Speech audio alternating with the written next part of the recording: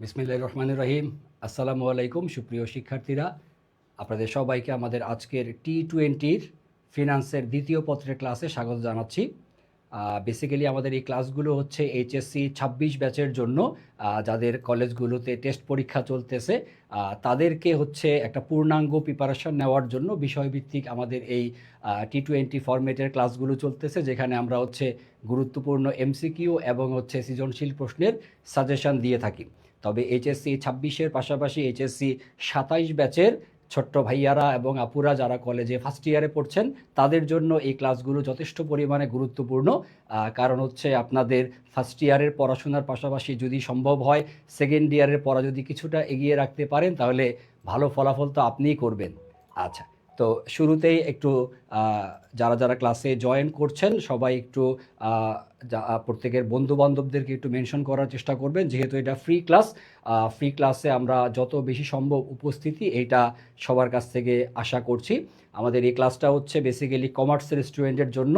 কমার্সের স্টুডেন্টরা বিশেষ করে এইচএসসি 26 ব্যাচ এবং 27 ব্যাচের জন্য যারা যারা ক্লাসে জয়েন করেছেন সবাই আমাকে একটু জানাবেন যে ঠিকমতো শুনতে এবং দেখতে পাচ্ছি কিনা, এবং প্রত্যেকে যাদের বন্ধু বান্ধবদেরকে একটু মেনশন করেন।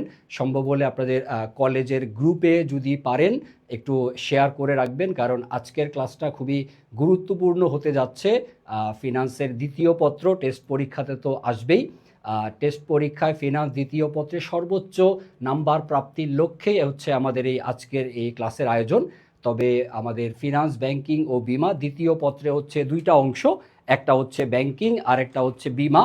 আজকের ক্লাসে আমরা হচ্ছে শুধু ব্যাংকিং অংশটা নিয়েই আলোচনা করব, আর বিমার জন্য আরও একটা দিন তোলা থাকলো, অন্য দিন বিমা নিয়ে বিস্তারিত আলোচনা করা যাবে। ওকে, রুফাইদা রহমান, ওয়ালাইকুম সালাম, আলহামদুলিল্লাহ ভালো আছি। একটু ফ্রেন্ডদেরকে মেনশন করেন, সবাইকে চলে আসতে বলেন ক্লাসে, সবাইকে ক্লাসে চলে আসতে বলেন, দ্রুত চলে আসতে বলেন সবাইকে। যাদের পরীক্ষা তারা দ্রুত চলে আসি ক্লাসে দ্রুত চলে আসি, লেট করা যাবে না, সবাই দ্রুত চলে আসি ক্লাসে।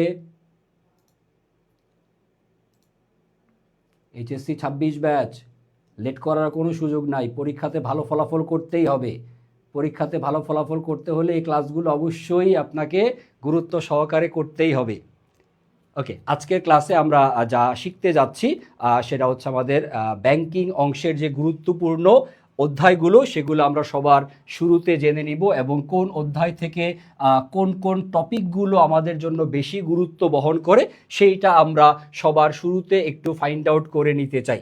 কারণ যেহেতু এটা হচ্ছে একটা থিওরিটিক্যাল সাবজেক্ট, এখানে খুব বেশি পরিমাণে আলোচনা করার তেমন কিছু নাই, কারণ কনসেপ্টগুলো যদি আপনাদের ক্লিয়ার থাকে নিজেরাই মোটামুটি উদ্দীপক দেখে লিখে দিয়ে আসতে পারবেন।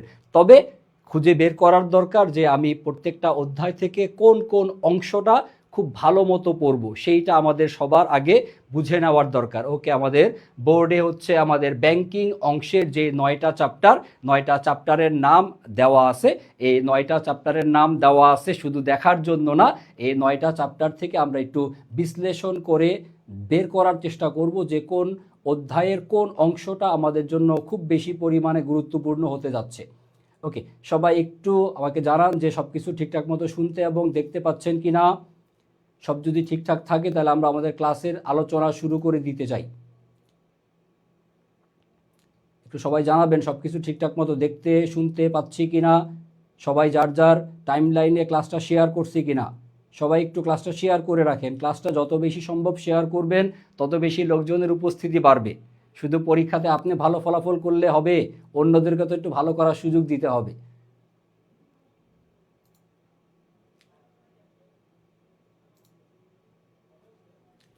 ওকে, আসেন আলোচনা শুরু করি। আমাদের আজকের শুরুতেই যে আলোচনাটা দেখব আমরা সেটা হচ্ছে আমাদের গুরুত্বপূর্ণ অধ্যায়গুলো আমরা সবার আগে ফাইন্ড আউট করে নিতে চাই। একটু মনোযোগ সহকারে এই জায়গাটা সবাইকে বলবো লক্ষ্য করার জন্য। যদি এই জায়গাটা একটু ভালো মতো সবাই দেখে রাখেন তাহলে আপনাদের প্রিপারেশান নিতে সুবিধা হবে। পরীক্ষা আসলে তো পড়ার টেবিলে বসবো সবাই, বাট পড়ার টেবিলের সময়টা যাতে উপযুক্তভাবে আমরা যেন কাজে লাগাইতে পারি। অল্প পড়বো, মনোযোগ সহকারে পড়বো, ভালো ফলাফল করব। সারাদিন পড়ার টেবিলে বসে থাকলে তো হবে না। সো মেধাবী তারাই যারা হচ্ছে জানে যে কোন কোন বিষয়গুলো গুরুত্বপূর্ণ পরীক্ষায় আসার মতো, শুধু সেগুলোই তারা ভালো মতো পড়ে, আত্মস্থ করে এবং পরীক্ষার আগের রাতে রিভিশন দিয়ে যায়। ওকে, খেয়াল করেন শুরুতেই আমাদের প্রথম যেই চ্যাপ্টারটা ব্যাংক ব্যবস্থার প্রাথমিক ধারণা, এখান থেকে স্যার একটা সৃজনশীল প্রশ্ন আপনাকে উত্তর করতেই হবে, আসবেই। এই ব্যাংক ব্যবস্থার প্রাথমিক ধারণা এই জায়গা থেকে যেই যেই অংশটা আপনি খুব ভালো মতো পড়বেন, একটু সম্ভব হলে খাতার মধ্যে নোট ডাউন করে রাখতে পারেন, অথবা লেখা শেষ হলে একটা স্ক্রিনশট নিয়ে রাখলেই এনাফ। এই ব্যাংক ব্যবস্থার প্রাথমিক ধারণা, এখান থেকে ব্যাংক কাকে বলে, এটা ক নাম্বারের প্রশ্নের জন্য আসাটা খুব স্বাভাবিক। ব্যাংক সম্পর্কে একটা প্রাথমিক ধারণা আপনার থাকাই লাগবে। পাশাপাশি গুরুত্বপূর্ণ যে বিষয়টা আপনি খুব ভালো মতো পড়বেন সেটা হচ্ছে স্যার ব্যাংকের কার্যাবলী। ব্যাংকের কার্যাবলী এইটা পরীক্ষাতে আসবেই। ব্যাংকের কার্যাবলী, ব্যাংকের কার্যাবলী খুব ভালো মতো পড়তে হবে, ব্যাংকের কার্যাবলী খুব ভালো মতো পড়তে হবে। তারপর ব্যাংকের কার্যাবলীর পাশাপাশি আপনি পড়বেন হচ্ছে ব্যাংকের নীতি, ব্যাংকের নীতিসমূহ, নীতিমালা সমূহ খুব ভালো মতো পড়তে হবে। তারল্যের নীতি, তারপর হচ্ছে মুনাফা অর্জনের নীতি, সততার নীতি, গোপনীয়তার নীতি, এই বিষয়গুলো খুব ভালো মতো পড়তে হবে। ব্যাংকের কার্যাবলী পড়ব, ব্যাংকের নীতিসমূহ খুব ভালো মতো পড়ব। এই দুইটা জিনিস যদি ভালো মতো পড়ে রাখেন, আশা করা যায় প্রশ্ন ইনশাল্লাহ কমন পাবেন। তার পাশাপাশি আরেকটা জিনিস পড়বেন খুব ভালো মতো, সেটা হচ্ছে ব্যাংক ব্যবসায়ের প্রকারভেদ, ব্যাংকের প্রকারভেদ, ব্যাংকের প্রকারভেদ, এই জায়গাটা খুব ভালো মতো পড়তে হবে। ব্যাংকে আমরা বিভিন্ন ধরন অনুযায়ী ভাগ করতে পারি, যার মধ্যে খুবই গুরুত্বপূর্ণ যেটা, সেটা হচ্ছে যেটা বেসিক্যালি পরীক্ষায় বেশি বেশি আসে, একটা হচ্ছে একক ব্যাংকিং ব্যবস্থা আর হচ্ছে স্যার শাখা ব্যাংকিং ব্যবস্থা। একক ব্যাংকিং আর হচ্ছে শাখা ব্যাংকিং, এই জায়গাটা খুব ভালো মতো পড়বেন। পাশাপাশি হচ্ছে গ্রুপ ব্যাংকিং, গ্রুপ ব্যাংকিং এইটা আমাদেরকে একটু ভালো মতো শিখিয়ে রাখা লাগবে। গ্রুপ ব্যাংকিং, একক ব্যাংকিং, শাখা ব্যাংকিং, এই দুটাই মোস্ট ইম্পর্টেন্ট। তার পাশাপাশি আপনারা হচ্ছে চাইলে গ্রুপ ব্যাংকিং এইটাও শিখে রাখতে পারেন। তো মোটামুটি ফার্স্ট চ্যাপ্টার থেকে এই কয়েকটা জিনিস যদি আপনি একটু ভালো মতো রিডিং করে রাখেন, পড়ার নিয়মটা হচ্ছে আপনার ইন্টারমিডিয়েটের যে মেইন বইটা আপনি ফলো করেন, যে যে রাইটারের বই পড়েন না কেন কোনো সমস্যা নাই, সেই বই থেকে এই টপিকগুলো একটু ভালো মতো পুরোপুরি আপনাকে A to Z রিডিং পড়তে হবে। কতবার পড়বেন? ন্যূনতম ন্যূনতম 3 বার, ন্যূনতম 3 বার, কোনো কিছু বুঝার দরকার নাই, আপনি ন্যূনতম 3 বার টপিকটা ভালো মতো পড়বেন। ন্যূনতম 3 বার টপিকটা, একটা টপিক যেটা আপনি শিখতে চাচ্ছেন সেই টপিকটা খুব ভালো মতো 3 বার সুন্দর মতো রিডিং পড়ে যাবেন, বুঝার দরকার নাই। 3 বার পড়েন একটা জিনিস, প্রথমবার পড়লেন 5-10 মিনিট ব্রেক নেন, এসে এটা আবার প্রথম থেকে পড়েন। তৃতীয়বার যখন আপনি পড়তে যাবেন দেখবেন কিছু কিছু লাইন আপনার অটোমেটিক মাথার মধ্যে সেট হয়ে যাবে। একই জিনিস যদি আমরা 3 বার ভালো মতো পড়ি, তাহলে মোটামুটি ওই পড়ার 60% আমাদের আয়ত্তের মধ্যে চলে আসবে, তখন আপনি মুখস্থ করা লাগবে না, এমনি আপনার আয়ত্তে চলে আসবে। 3 বার ভালো মতো আমরা এক একটা টপিক রিডিং পড়ে নিব, রিডিং পড়ব। এবার রিডিং পড়লেই কি স্যার কাজ শেষ? না স্যার, রিডিং পড়লে আপনার কাজ শেষ হয়ে যাচ্ছে না। 3 বার রিডিং পড়ার পর যেটা আপনি করবেন সেটা হচ্ছে আপনি একটু কষ্ট করে একবার এই পুরাটা আপনি দেখে দেখে খাতার মধ্যে লিখবেন, দেখে দেখে খাতার মধ্যে হচ্ছে টপিকটা A to Z লিখবেন, দেখে দেখে লিখবেন, মুখস্থ করার দরকার নাই। মুখস্থ করব না স্যার, মুখস্থ করাটা প্রেশার। যখনই আপনি কোনো টপিক মুখস্থ করার উদ্দেশ্যে পড়েন তখন ওইটা আপনার কাছে কঠিন মনে হওয়া শুরু হয়। এতগুলা পড়া আমি কিভাবে এগুলা মনে রাখবো? স্যার মনে রাখার দরকার নাই, আমি যেটা বলতেছি সেই কাজটা ফলো করেন। এই টপিকটা কার্যাবলী পড়তে আমার শেখার দরকার, ওকে কার্যাবলী টপিকটা আমি 3 বার রিডিং পড়বো, 3 বার রিডিং পড়বো, তারপর দেখে দেখে একবার লিখবো, দেখে দেখে একবার লিখবো। তারপরে যদি আপনি বলেন যে স্যার এটা আমি পরীক্ষার হলে আসলে আমার মনে থাকবে না, পারবো না, হতেই পারে না। 3 বার রিডিং পড়েন, একবার দেখে দেখে লেখেন, ইনশাল্লাহ পরীক্ষার খাতায় লেখার মতো একটা অবস্থান আপনার অটোমেটিক চলে আসবে। একটু পরিশ্রম করতে হবে, একবার লেখাটা এইটা জরুরি, পড়ার চাইতে লেখাটা জরুরি। তবে প্রথমেই না লিখে আগে পড়বেন, দেন তারপরে লিখতে যাবেন। সো প্রথম অধ্যায় থেকে এই যেই টপিকগুলো আমি লিখে দিছি, এই টপিকগুলোই আপনার বোর্ড ফাইনালের জন্য বা টেস্ট পরীক্ষার জন্য এই জিনিসগুলা বেশ গুরুত্বপূর্ণ। এই জায়গাগুলো একটু ভালো মতো পড়ে নিতে হবে সবাইকে। তারপর গুরুত্বপূর্ণ চ্যাপ্টারের নাম হচ্ছে স্যার কেন্দ্রীয় ব্যাংক। এখান থেকে একাধিক প্রশ্ন আপনার আসার সম্ভাবনা আছে, বাট ন্যূনতম একটা কোশ্চেন তো আমাকে অ্যান্সার করাই লাগবে। কেন্দ্রীয় ব্যাংক বাদ দেওয়ার সুযোগ নাই। কেন্দ্রীয় ব্যাংক খুব ভালো মতো পড়তে হবে। স্যার কেন্দ্রীয় ব্যাংক থেকে কি পড়বো? স্যার কেন্দ্রীয় ব্যাংকের পুরোটাই পড়তে হবে। কেন্দ্রীয় ব্যাংকের শেষের যেটা নিকাশ ঘর, এটা যেমন গুরুত্বপূর্ণ, পাশাপাশি কেন্দ্রীয় ব্যাংক যে মুদ্রা বাজারের অভিভাবক, কেন্দ্রীয় ব্যাংক সকল বাণিজ্যিক ব্যাংকের অভিভাবক, কেন্দ্রীয় ব্যাংকের দায়িত্ব নোট প্রচলন করা, মুদ্রার প্রচলন করা, দেশের মুদ্রার মান সংরক্ষণ করা, পাশাপাশি দেশের অর্থনৈতিক স্থিতিশীলতা বজায় রাখার জন্য ঋণ নিয়ন্ত্রণ। এই যে খুবই ইম্পর্টেন্ট টপিক, এটা আপনারাও জানেন খুব ভালো মতো যে কেন্দ্রীয় ব্যাংক চ্যাপ্টার থেকে ঋণ নিয়ন্ত্রণ এইটা খুব গুরুত্বপূর্ণ। কেন্দ্রীয় ব্যাংকের থেকে ঋণ নিয়ন্ত্রণ এইটা গুরুত্বপূর্ণ।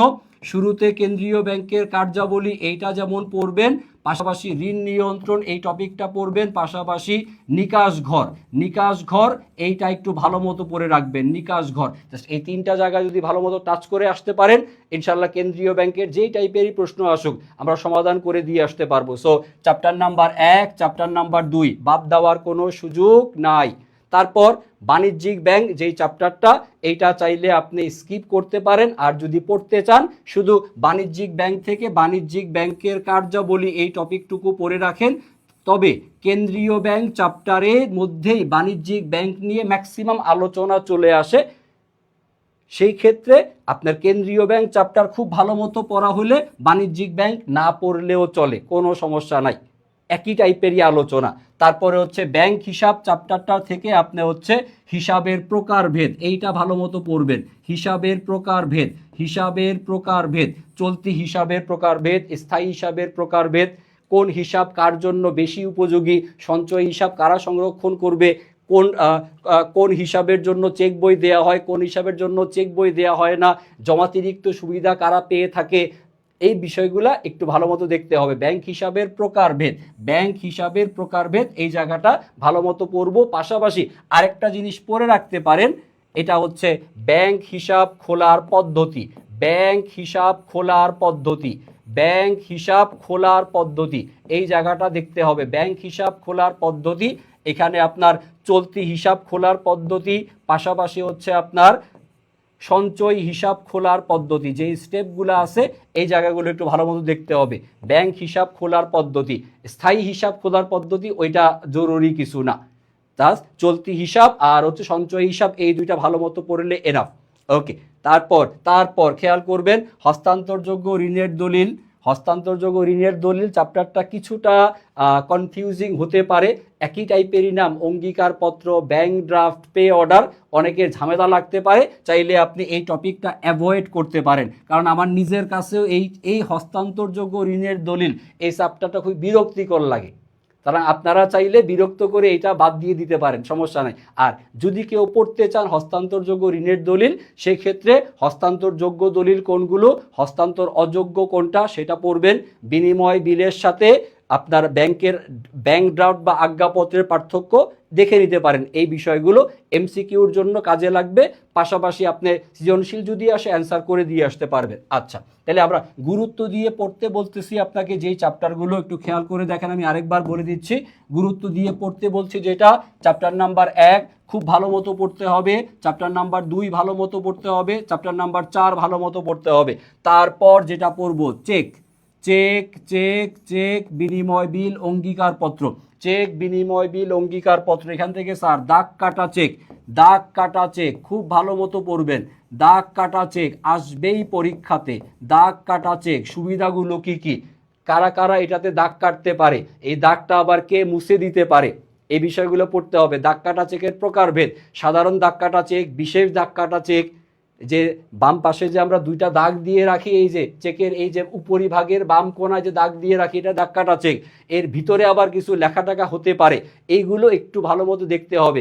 বিশেষ দাগ কাটা চেক এবং সাধারণ দাগ কাটা চেকের পার্থক্য, এই জায়গাগুলো একটু ভালো মতো দেখবেন। জিহাদ আহমেদ 7:30টার সময় বাংলা ক্লাস হওয়ার কথা, বাংলা ক্লাস হবে, এটা পেইড ব্যাচে, আর এই ক্লাসটা হচ্ছে ফ্রি ক্লাস, যাদের প্রয়োজন তারা দেখে রাখবেন। খুব লম্বা সময়ের ক্লাস নিব না, যেহেতু সাজেশন ভিত্তিক ক্লাস, যতটুকু সময় আছে হাতে করতে থাকেন, তারপরে যদি আপনার মনে হয় যে বাংলা পড়তে হবে বাংলা ক্লাসে চলে যাবেন, কোনো সমস্যা নাই। ওকে, সেলিমের কথা হচ্ছে ভাইয়া আর ইউর জন্য আপনার ম্যারাথন ক্লাস চাই লাস্ট টাইমে, ম্যারাথন ক্লাস চান, ইনশাল্লাহ আমি চেষ্টা করব যদি সময় সুযোগ হয়ে ওঠে আমাদের কোঅর্ডিনেটর স্যারের সাথে কথা বলে ওনার অনুমতি সাপেক্ষে ইনশাল্লাহ ক্লাস নেওয়ার চেষ্টা করব। ভাইয়া কিছু বলেন। বললাম তো সেলিম, এই যে বললাম রাজশাহী বিশ্ববিদ্যালয়ের ভর্তি পরীক্ষা 24 তারিখে। আচ্ছা, তা আমরা এখন এইচএসসি 26 নিয়ে একটু আসি। এইচএসসি 26-এর সাথে একটু কথা বলতে দেন। এইচএসসি 25 যাদের ইউনিভার্সিটিতে ভর্তি পরীক্ষা তারা ভর্তি পরীক্ষার প্রস্তুতি নিতে থাকেন। যদি সম্ভব হয় আমি রাজশাহী বিশ্ববিদ্যালয়ের পরীক্ষার আগে ফিনান্স এবং অ্যাকাউন্টিংয়ের জন্য ম্যারাথন ক্লাস নেওয়ার চেষ্টা করব, কথা দিতে পারতেছি না। আচ্ছা, তারপরে হচ্ছে ব্যাংক তহবিলের ব্যবহার, এই চ্যাপ্টারটা, বৈদেশিক মুদ্রা বিনিময়, এই দুইটা চ্যাপ্টার বাদ দিয়ে আপনি ইলেকট্রনিক এবং আধুনিক ব্যাংকিং এই চ্যাপ্টারটা খুব মনোযোগ সহকারে পড়বেন। ইলেকট্রনিক ও আধুনিক ব্যাংকিং, ইলেকট্রনিক ব্যাংকিংয়ের সুবিধাটা কি, আধুনিক ব্যাংকিং সিস্টেমে ডেবিট কার্ড ক্রেডিট কার্ড এগুলো আমাদের জীবনযাত্রার মানকে কিভাবে সহায়তা করতেছে, এই চ্যাপ্টারটা একটু ভালোভাবে দেখতে হবে। ইলেকট্রনিক ও আধুনিক ব্যাংকিং, তাহলে আমরা দেখব হচ্ছে চ্যাপ্টার 1, চ্যাপ্টার 2, 4, 6 আর হচ্ছে 9, 1, 2, 3, 4, 5, এই 5টা চ্যাপ্টার ভালো মতো দেখেন। পড়া কমাই দিলাম, সহজ করে দেওয়ার চেষ্টা করলাম। জাস্ট এই 5টা চ্যাপ্টার একটু ভালো মতো পড়েন, ইনশাল্লাহ ব্যাংকিং অংশ থেকে পূর্ণাঙ্গ অ্যান্সার আপনি করে দিয়ে আসতে পারবেন। আগে যেই চ্যাপ্টারগুলো মোস্ট ইম্পর্টেন্ট প্রায়ই আসে পরীক্ষায় সেগুলো আগে আত্মস্থ করার চেষ্টা করেন। আর যারা হচ্ছে একদম স্পেশাল স্টুডেন্ট, যাদের অলরেডি পড়া শেষ, রিভিশন দিচ্ছেন, তাদের জন্য কিন্তু এই সিনারিও খাটবে না, কারণ তারা সব অলরেডি পড়া হয়ে গেছে। সো যারা হচ্ছে অলরেডি সব পড়ে রাখছেন তারা শেষ মুহূর্তে চাইলে এই চ্যাপ্টার 5টা একটু চোখ বুলায় যেতে পারেন, কারণ পরীক্ষার আগের রাত্রে 9টা চ্যাপ্টার স্যার রিভিশন দেওয়া সম্ভব না। বাট পরীক্ষার আগের রাত্রে আমি যেই কয়টা টপিকের নাম বলছি সেই কয়টা টপিক অ্যাটলিস্ট একবার একটু চোখ বুলায়া যাওয়া যেতে পারে, এবং সেটা আশা করি পরীক্ষার হলে আপনাকে কিছুটা সুবিধা দিবে। এবং প্রশ্ন পড়ার সময় অবশ্যই ইন্টারের মেইন বই থেকে পড়বেন, কোনো গাইড বই থেকে না, সাজেশন থেকে না, নোট থেকে না, মেইন বই ফলো করবেন। মেইন বই থেকে পুরা চ্যাপ্টারটা A to Z কয়বার পড়তে বলছি? 3বার ঠান্ডা মাথায় পড়বেন। পড়ার সময় আল্লাহর হস্তে মোবাইলটা বন্ধ রাখবেন, ফেসবুকে টুংটুং আসলেই লেখাপড়া কিন্তু এদিক সেদিক চলে যায়। সো থিওরিটিক্যাল সাবজেক্ট, সহজ সাবজেক্ট, বাট এইখানে যাতে আপনার A+ মিস না যায় এই জন্য কনসেপ্টগুলো ক্লিয়ার রাখা অবশ্যই লাগবে। আপনি এলোমেলোভাবে যদি পরীক্ষার খাতায় লিখে দিয়ে আসেন তাহলে কিন্তু ভালো ফলাফল করা সম্ভব হবে না। আপনি জেনে শুনে বুঝে লিখতেছেন নাকি বানায় লিখতেছেন সেটা কিন্তু টিচাররা বোঝে। এবং আপনাদের অনেকেরই অভ্যাস আছে যে প্রশ্ন কমন না পড়লেও বন্ধুর কাছ থেকে একটু সাজেশন নিয়ে মোটামুটি বানায় লিখে দিয়ে আসেন, চুইংগামের মতো টেনে লেখাটাকে বড় বানানোর চেষ্টা করেন, যে এই বিষয়টা অত্যন্ত গুরুত্বপূর্ণ ইত্যাদি ইত্যাদি বিভিন্নভাবে আমরা বানায় লেখার চেষ্টা করি। স্যার আপনি যত বেশি বানায় লিখবেন তত টিচার আপনার উপরে রাগ প্রকাশ হবে যে আপনি না বুঝেই বানানোর চেষ্টা করতেছেন। এজন্য পরীক্ষার খাতায় বানায় যাতে না লিখতে হয়, যে কয়টা টপিক বললাম সে কয়টা টপিক একটু দেখে যান, ইনশাল্লাহ পরীক্ষার প্রশ্নে কমন আসবে এবং লিখে দিয়ে আসতে পারবেন আপনারা। আর হচ্ছে আমাদের দ্বিতীয় অংশ যেটা বিমা থেকে হচ্ছে আমাদের 5টা অধ্যায়, বিমা নিয়ে ইনশাল্লাহ পরবর্তী ক্লাসে আমরা বিস্তারিত আলোচনা করব। আজকে আমাদের ব্যাংকিং অংশ থেকে আমাদের গুরুত্বপূর্ণ কয়েকটা MCQ আমরা সবাই মিলে সমাধান করতে চাই। আসেন গুরুত্বপূর্ণ কিছু MCQ আমরা সমাধান করব। সৃজনশীল প্রশ্নের জন্য যে যা আমি বলে দিছি সেই টপিকগুলো একটু ভালো মতো দেখবেন, তাহলে আশা করি এনাফ। আসেন এবার MCQ অংশ থেকে গুরুত্বপূর্ণ কিছু প্রশ্ন আমরা সমাধান করে নেই। যারা ক্লাস করতেছেন একটু কষ্ট করে কমেন্টে উত্তরগুলো দেওয়ার চেষ্টা করবেন। কমেন্টে উত্তরগুলো সবাই লেখার চেষ্টা করব। এই প্রশ্নগুলো বেশ গুরুত্বপূর্ণ, আপনার পরীক্ষাতে আসার খুব ভালো সম্ভাবনা আছে। এই টাইপের প্রশ্নগুলো বেশ গুরুত্বপূর্ণ। ওকে, আসেন শুরু করি প্রথমে কোয়েশ্চেন নাম্বার 1 নাম্বার যে প্রশ্ন দেখলেই আপনি বুঝতে পারার কথা, ব্যাংকের নগদ জমার হার যেটাকে আমরা ইংরেজিতে বলি হচ্ছে cash reserve ratio. Cash reserve ratio, সংক্ষেপে বলা হয় হচ্ছে সিআরআর। তো এই সিআরআর এই হার বর্তমানে হচ্ছে কত? বর্তমানে হচ্ছে 4%। প্রত্যেকটা বাণিজ্যিক ব্যাংক তারা হচ্ছে এই ক্যাশ রিজার্ভ রেশিও 4%, তাদের যত টাকা মোট আমানত সেই আমানতের 4% অংশ বা টাকা কোথায় জমা রাখতে হয়? কেন্দ্রীয় ব্যাংকে জমা রাখতে হয়। তো এই ক্যাশ রিজার্ভ রেশিও এইটা যদি বৃদ্ধি পায়, বৃদ্ধির ফলে নিচের কোনটা ঘটবে এইটা আমাদেরকে খুঁজে বের করতে বলা আছে। ব্যাংকের হার 4% থেকে বৃদ্ধি পেয়ে ধরলাম এটা এখন 6% হয়ে গেছে। 6% যদি হয়, ব্যাংকের নগদ জমার হার যদি বৃদ্ধি পায়, সেই ক্ষেত্রে এখানে যে 4টা অপশন দেওয়া আছে কোনটা এর ফলে সংঘটিত হবে? দেখি একটু কমেন্টে উত্তর লেখার চেষ্টা করি, সবাই কমেন্টে উত্তর লেখার চেষ্টা করি। এটা আমাদের কেন্দ্রীয় ব্যাংক চ্যাপ্টারের এমসিকিউ। এই ধরনের প্রশ্নই আপনার পরীক্ষাতে আসার বেশ ভালো সম্ভাবনা আছে। আমি গুরুত্বপূর্ণ কিছু জটিল এমসিকিউ আজকে সমাধান করাই দিব। আর এছাড়া সহজ প্রশ্নগুলো তো আপনারা পারেন। যেমন যদি পরীক্ষাতে প্রশ্ন আসে যে বাংলাদেশের কেন্দ্রীয় ব্যাংক কোনটা, উত্তরটা হচ্ছে বাংলাদেশ ব্যাংক। এই টাইপের প্রশ্ন ইন্টারমিডিয়েট লেভেলে আসতে পারে। পাশাপাশি এই যে একটু কঠিন টাইপের এমসিকিউ, এগুলো পরীক্ষাতে আসতে পারে। সো আমরা সহজগুলো তো অলরেডি আমরা শিখছি, আমরা পারি, আমরা জানি। আমরা একটু এই ধরনের জটিল প্রশ্নগুলো সমাধান করে নেওয়ার চেষ্টা করি। ব্যাংকের জমার হার যদি বৃদ্ধি পায়, এর ফলে যেটা ঘটবে, এর ফলে যেটা ঘটবে দেশের মুদ্রাস্ফীতির পরিমাণ, দেশের মুদ্রাস্ফীতির পরিমাণ কি হবে স্যার? মূল্যস্ফীতির পরিমাণ কি হবে? নিয়ন্ত্রণ করা সম্ভব হবে। মূল্যস্ফীতির পরিমাণটা নিয়ন্ত্রণ হবে, মূল্যস্ফীতির পরিমাণ নিয়ন্ত্রণ করা যাবে। তাহলে আমাদের ব্যাংকের নগদ জমার হার যদি বৃদ্ধি পায়, নগদ জমার হার বৃদ্ধির ফলে মূল্যস্ফীতির পরিমাণ নিয়ন্ত্রণ করা যাবে, মূল্যস্ফীতির পরিমাণ নিয়ন্ত্রণ করা সম্ভব হবে। মূল্যস্ফীতি বৃদ্ধি পাবে না, মূল্যস্ফীতি নিয়ন্ত্রণ হবে। নিয়ন্ত্রণ করা মানে হচ্ছে কাইন্ড অফ কিছুটা হ্রাস পাবে, মূল্যস্ফীতির পরিমাণটা হ্রাস পাবে এর মাধ্যমে। ওকে, আসেন পরবর্তী প্রশ্ন দেখি। কোয়েশ্চেন নাম্বার 2 নাম্বার প্রশ্ন, রিজার্ভ রেশিও ইংরেজিতে, বাংলায় যদি বলতে চাই আমরা, বাংলা নামটা হচ্ছে বিধিবদ্ধ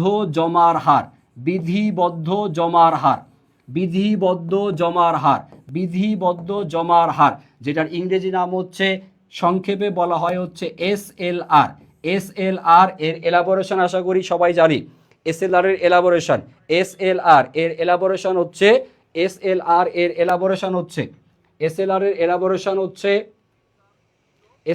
এলাবোরেশন করব হচ্ছে স্ট্যাটিউটরি, অর্থাৎ বিধিবদ্ধ, তারপরে হচ্ছে এলতে হচ্ছে লিকুইডিটি মানে হচ্ছে তারল্য, স্ট্যাটিউটরি লিকুইডিটি, আর দ্বারা হচ্ছে আপনি রেশিও বা রেট যেটাই লেখেন না কেন, স্ট্যাটিউটরি লিকুইডিটি রেশিও, এসএলআর এর মানে কি? এসএলআর এর মানে বিধিবদ্ধ জমার হার। প্রত্যেকটা বাণিজ্যিক ব্যাংক তার যত টাকা আমানত, সেই আমানতের কিছু অংশ মানে কত? 4%। সিআরআর হিসেবে কোথায় জমা রাখে? কেন্দ্রীয় ব্যাংকের নিকট জমা রাখে। প্রত্যেকটা বাণিজ্যিক ব্যাংক সিআরআর আমানতের 4% সিআরআর হিসেবে কোথায় জমা রাখে? কেন্দ্রীয় ব্যাংকে। শেষ। তারপর প্রত্যেকটা বাণিজ্যিক ব্যাংক অবশ্যই তাদের গ্রাহকের তারল্য চাহিদা মেটানোর জন্য, স্যার তারল্য চাহিদা মানে কি? তারল্য চাহিদা মানে হচ্ছে যখন আপনার নগদ টাকার দরকার, আপনি ব্যাংকে যাবেন, যা চেক দিবেন, আপনি টাকা উঠায় নিয়ে আসবেন। এখন ব্যাংক যদি বলে যে ভাই অ্যাকাউন্টে টাকা নাই, ভল্টে টাকা নাই, মায়ের কি একটা মাটিতে পড়বে? ম্যানেজার তো ম্যানেজার, দারোয়ান শুদ্ধ আপনি পিটাই থুয়ে আসবেন, ঠিক কিনা? আমার জমা টাকা ব্যাংকে রাখছি, আপনি টাকা না দেওয়ার কে? আমি চেক লিখছি, আমাকে টাকা দিতে হবে। তারল্য চাহিদা, গ্রাহক যখনই টাকা চাবে তখনই সেই গ্রাহককে তার তারল্য চাহিদা মেটানোর স্বার্থে প্রত্যেকটা বাণিজ্যিক ব্যাংক কি করে? বিধিবদ্ধ জমার হার সংরক্ষণ করে। কিভাবে বিধিবদ্ধ জমার হার সংরক্ষণ করে? হচ্ছে তারা বিক্রয়যোগ্য সিকিউরিটিজ, বিক্রয়যোগ্য সিকিউরিটিস তারা হচ্ছে ক্রয় করে রাখে। বিক্রয়যোগ্য সিকিউরিটিস, বিক্রয়যোগ্য সিকিউরিটিস এইটাতে তারা বিনিয়োগ করতে পারে, অথবা বাণিজ্যিক ব্যাংকগুলো ট্রেজারি বিল বা ট্রেজারি বন্ড, ট্রেজারি বিলে তারা কি করতে পারে, বিনিয়োগ করতে পারে।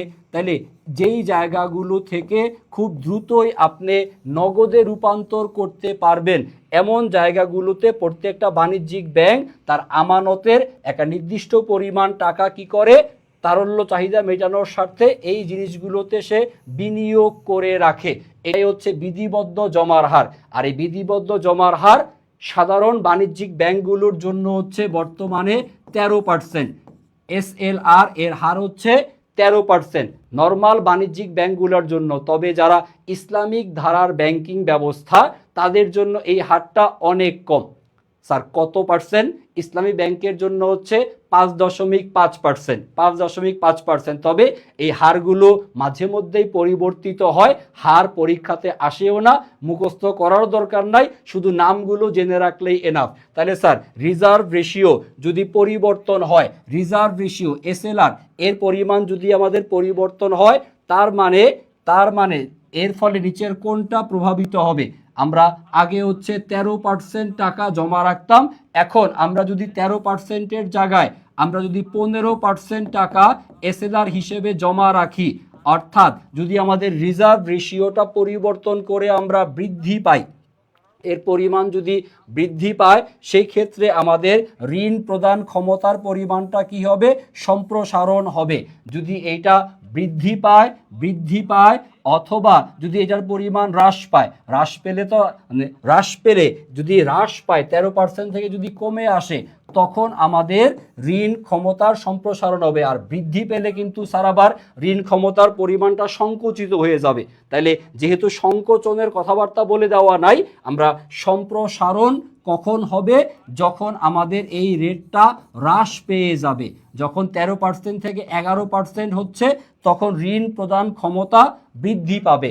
আর যদি 13% থেকে বৃদ্ধি পেয়ে 15% হতো, তখন ঋণ প্রদান করার মতো টাকা সংকুচিত হয়ে যেত, বেশি পরিমাণ ব্যাংক তখন আর ঋণ দিতে পারতো না। সো অবশ্যই সিআরআর এবং হচ্ছে এসএলআর যে কোনোটা পরীক্ষাতে ডেফিনেটলি আসবে, সৃজনশীল অংশে তো আসবে, এমসিকিউ অংশে আসতে পারে। একটু এলাবোরেট চেষ্টা করলাম আলোচনা করার, বাকিটুকু আপনারা আরেকটু ভালো মতো পড়লে আশা করি বুঝবেন। কেন্দ্রীয় ব্যাংকের ঋণ নিয়ন্ত্রণের যে পদ্ধতিগুলো আছে, কোনটার ফলে কি ধরনের প্রভাব ঘটে, এই প্রশ্নগুলো খুব ইম্পর্টেন্ট এমসিকিউর জন্য, পাশাপাশি সৃজনশীল অংশের জন্য। আসেন পরবর্তী কোশ্চেনটা খেয়াল করি। পরবর্তী প্রশ্ন খেয়াল করি, কোয়েশ্চেন নাম্বার 3 নাম্বার যে প্রশ্ন বলে দেওয়া আছে, নিচের কোনটা কেন্দ্রীয় ব্যাংকের গুণগত ঋণ নিয়ন্ত্রণের পদ্ধতি? গুণগত পদ্ধতি কোনটা? গুণগত পদ্ধতি একটা হচ্ছে গুণগত পদ্ধতি, আরেকটা হচ্ছে আমাদের পরিমাণগত পদ্ধতি। পরিমাণগত পদ্ধতিগুলো অলরেডি আমরা পড়ছি। পরিমাণগত পদ্ধতি হচ্ছে ব্যাংকের হার নীতি, ওই যে আমরা বললাম সিআরআর এর পরিমাণটা বেড়ে যাওয়া বা কমে যাওয়া, তারপরে হচ্ছে জমার হার পরিবর্তন, ব্যাংক হার পরিবর্তন, ব্যাংক হার হচ্ছে সিআরআর না, ভুল লিখলাম, জমার হার পরিবর্তন এটা হবে হচ্ছে সিআরআর। আর খোলা বাজার থেকে সিকিউরিটিজ ক্রয় অথবা বিক্রয় করা যেতে পারে। খোলা বাজার থেকে আপনি সিকিউরিটিজ ক্রয় করলে অর্থের সরবরাহ বৃদ্ধি পাবে, আর যদি আপনি বিক্রয় করেন তখন অর্থের সরবরাহ হ্রাস পেয়ে যাবে। আর ব্যাংক হার নীতি যেটা, ব্যাংক হার নীতি মানে হচ্ছে প্রত্যেকটা কেন্দ্রীয় ব্যাংক তারা সেটাকে ঋণ নিয়ন্ত্রণের বা ঋণের শেষ আশ্রয়স্থল বলা হয়। প্রত্যেকটা কেন্দ্রীয় ব্যাংক প্রয়োজন অনুসারে বাণিজ্যিক ব্যাংক সমূহকে তার তারল্য চাহিদা মেটানোর জন্য বাণিজ্যিক ব্যাংকগুলোকে স্বল্প মেয়াদে ঋণ দিয়ে থাকে, স্বল্প মেয়াদে ঋণ দেয়। তাহলে ঋণটা এখানে কে দিচ্ছে? কেন্দ্রীয় ব্যাংক। কেন্দ্রীয় ব্যাংক যদি বাণিজ্যিক ব্যাংকে ঋণ দেয়, সেই হারটাকে বলা হয় হচ্ছে ব্যাংক হার, সেটাকে বলা হবে হচ্ছে ব্যাংক হার। তো এই তিনটা জিনিস হচ্ছে আমাদের পরিমাণগত পদ্ধতি। আর গুণগত পদ্ধতি উত্তর হবে হচ্ছে অপশন নাম্বার ডি, প্রত্যক্ষ ব্যবস্থা গ্রহণ, ডাইরেক্ট অ্যাকশন নেওয়া, প্রত্যক্ষ ব্যবস্থা গ্রহণ করা। আসেন পরবর্তী প্রশ্ন দেখি। পরবর্তী প্রশ্ন কোশ্চেন নাম্বার 4 নাম্বার প্রশ্ন, নিচের কোনটি বাণিজ্যিক ব্যাংকের কাজ নয়? বাণিজ্যিক ব্যাংক তার কাজ নয় কোনটা? বাণিজ্যিক ব্যাংকের কাজ হচ্ছে আমানত গ্রহণ করা, বাণিজ্যিক ব্যাংকের কাজ হচ্ছে হিসাব খোলা, বাণিজ্যিক ব্যাংক হচ্ছে ঋণ প্রদান করে, বাণিজ্যিক ব্যাংক মুদ্রানীতি প্রণয়ন করবে না, বাণিজ্যিক ব্যাংক মুদ্রানীতি প্রণয়ন করবে না। তাহলে মুদ্রানীতি প্রণয়ন করা এইটা কার দায়িত্ব? মুদ্রানীতি প্রণয়ন করা হচ্ছে কেন্দ্রীয় ব্যাংকের দায়িত্ব। কেন্দ্রীয় ব্যাংকের দায়িত্ব হচ্ছে মুদ্রানীতি প্রণয়ন করা। মুদ্রানীতি প্রণয়ন করা, দেখেন বুঝতে পারছেন কিনা, এই বিষয়গুলো বুঝতে পারতেছেন কিনা, একটু মনোযোগ সহকারে খেয়াল করেন, মনোযোগ সহকারে দেখেন বুঝতে পারছেন কিনা, বুঝতে পারছেন কিনা। কেন্দ্রীয় ব্যাংকের ঋণ নিয়ন্ত্রণের গুণগত পদ্ধতি, পরিমাণগত পদ্ধতি খুব ভালো মতো পড়বেন স্যার, খুব ভালো মতো পড়বেন। এমসিকিউ অংশ বলেন, সৃজনশীল বলেন, পরীক্ষাতে আসবে এখান থেকে প্রশ্ন, খুব ভালো মতো দেখতে হবে। ওকে, আসেন পরবর্তী প্রশ্নে যেতে চাই।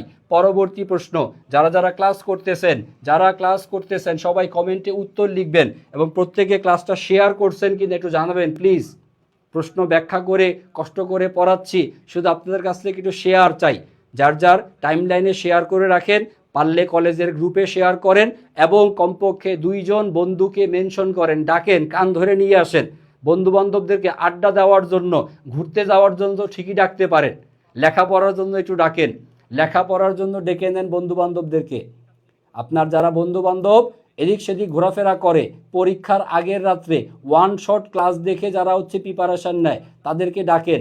এখন আর ওয়ান শটের দিন নাই স্যার, ওয়ান শটের দিন শেষ, ওয়ান শটের দিন শেষ।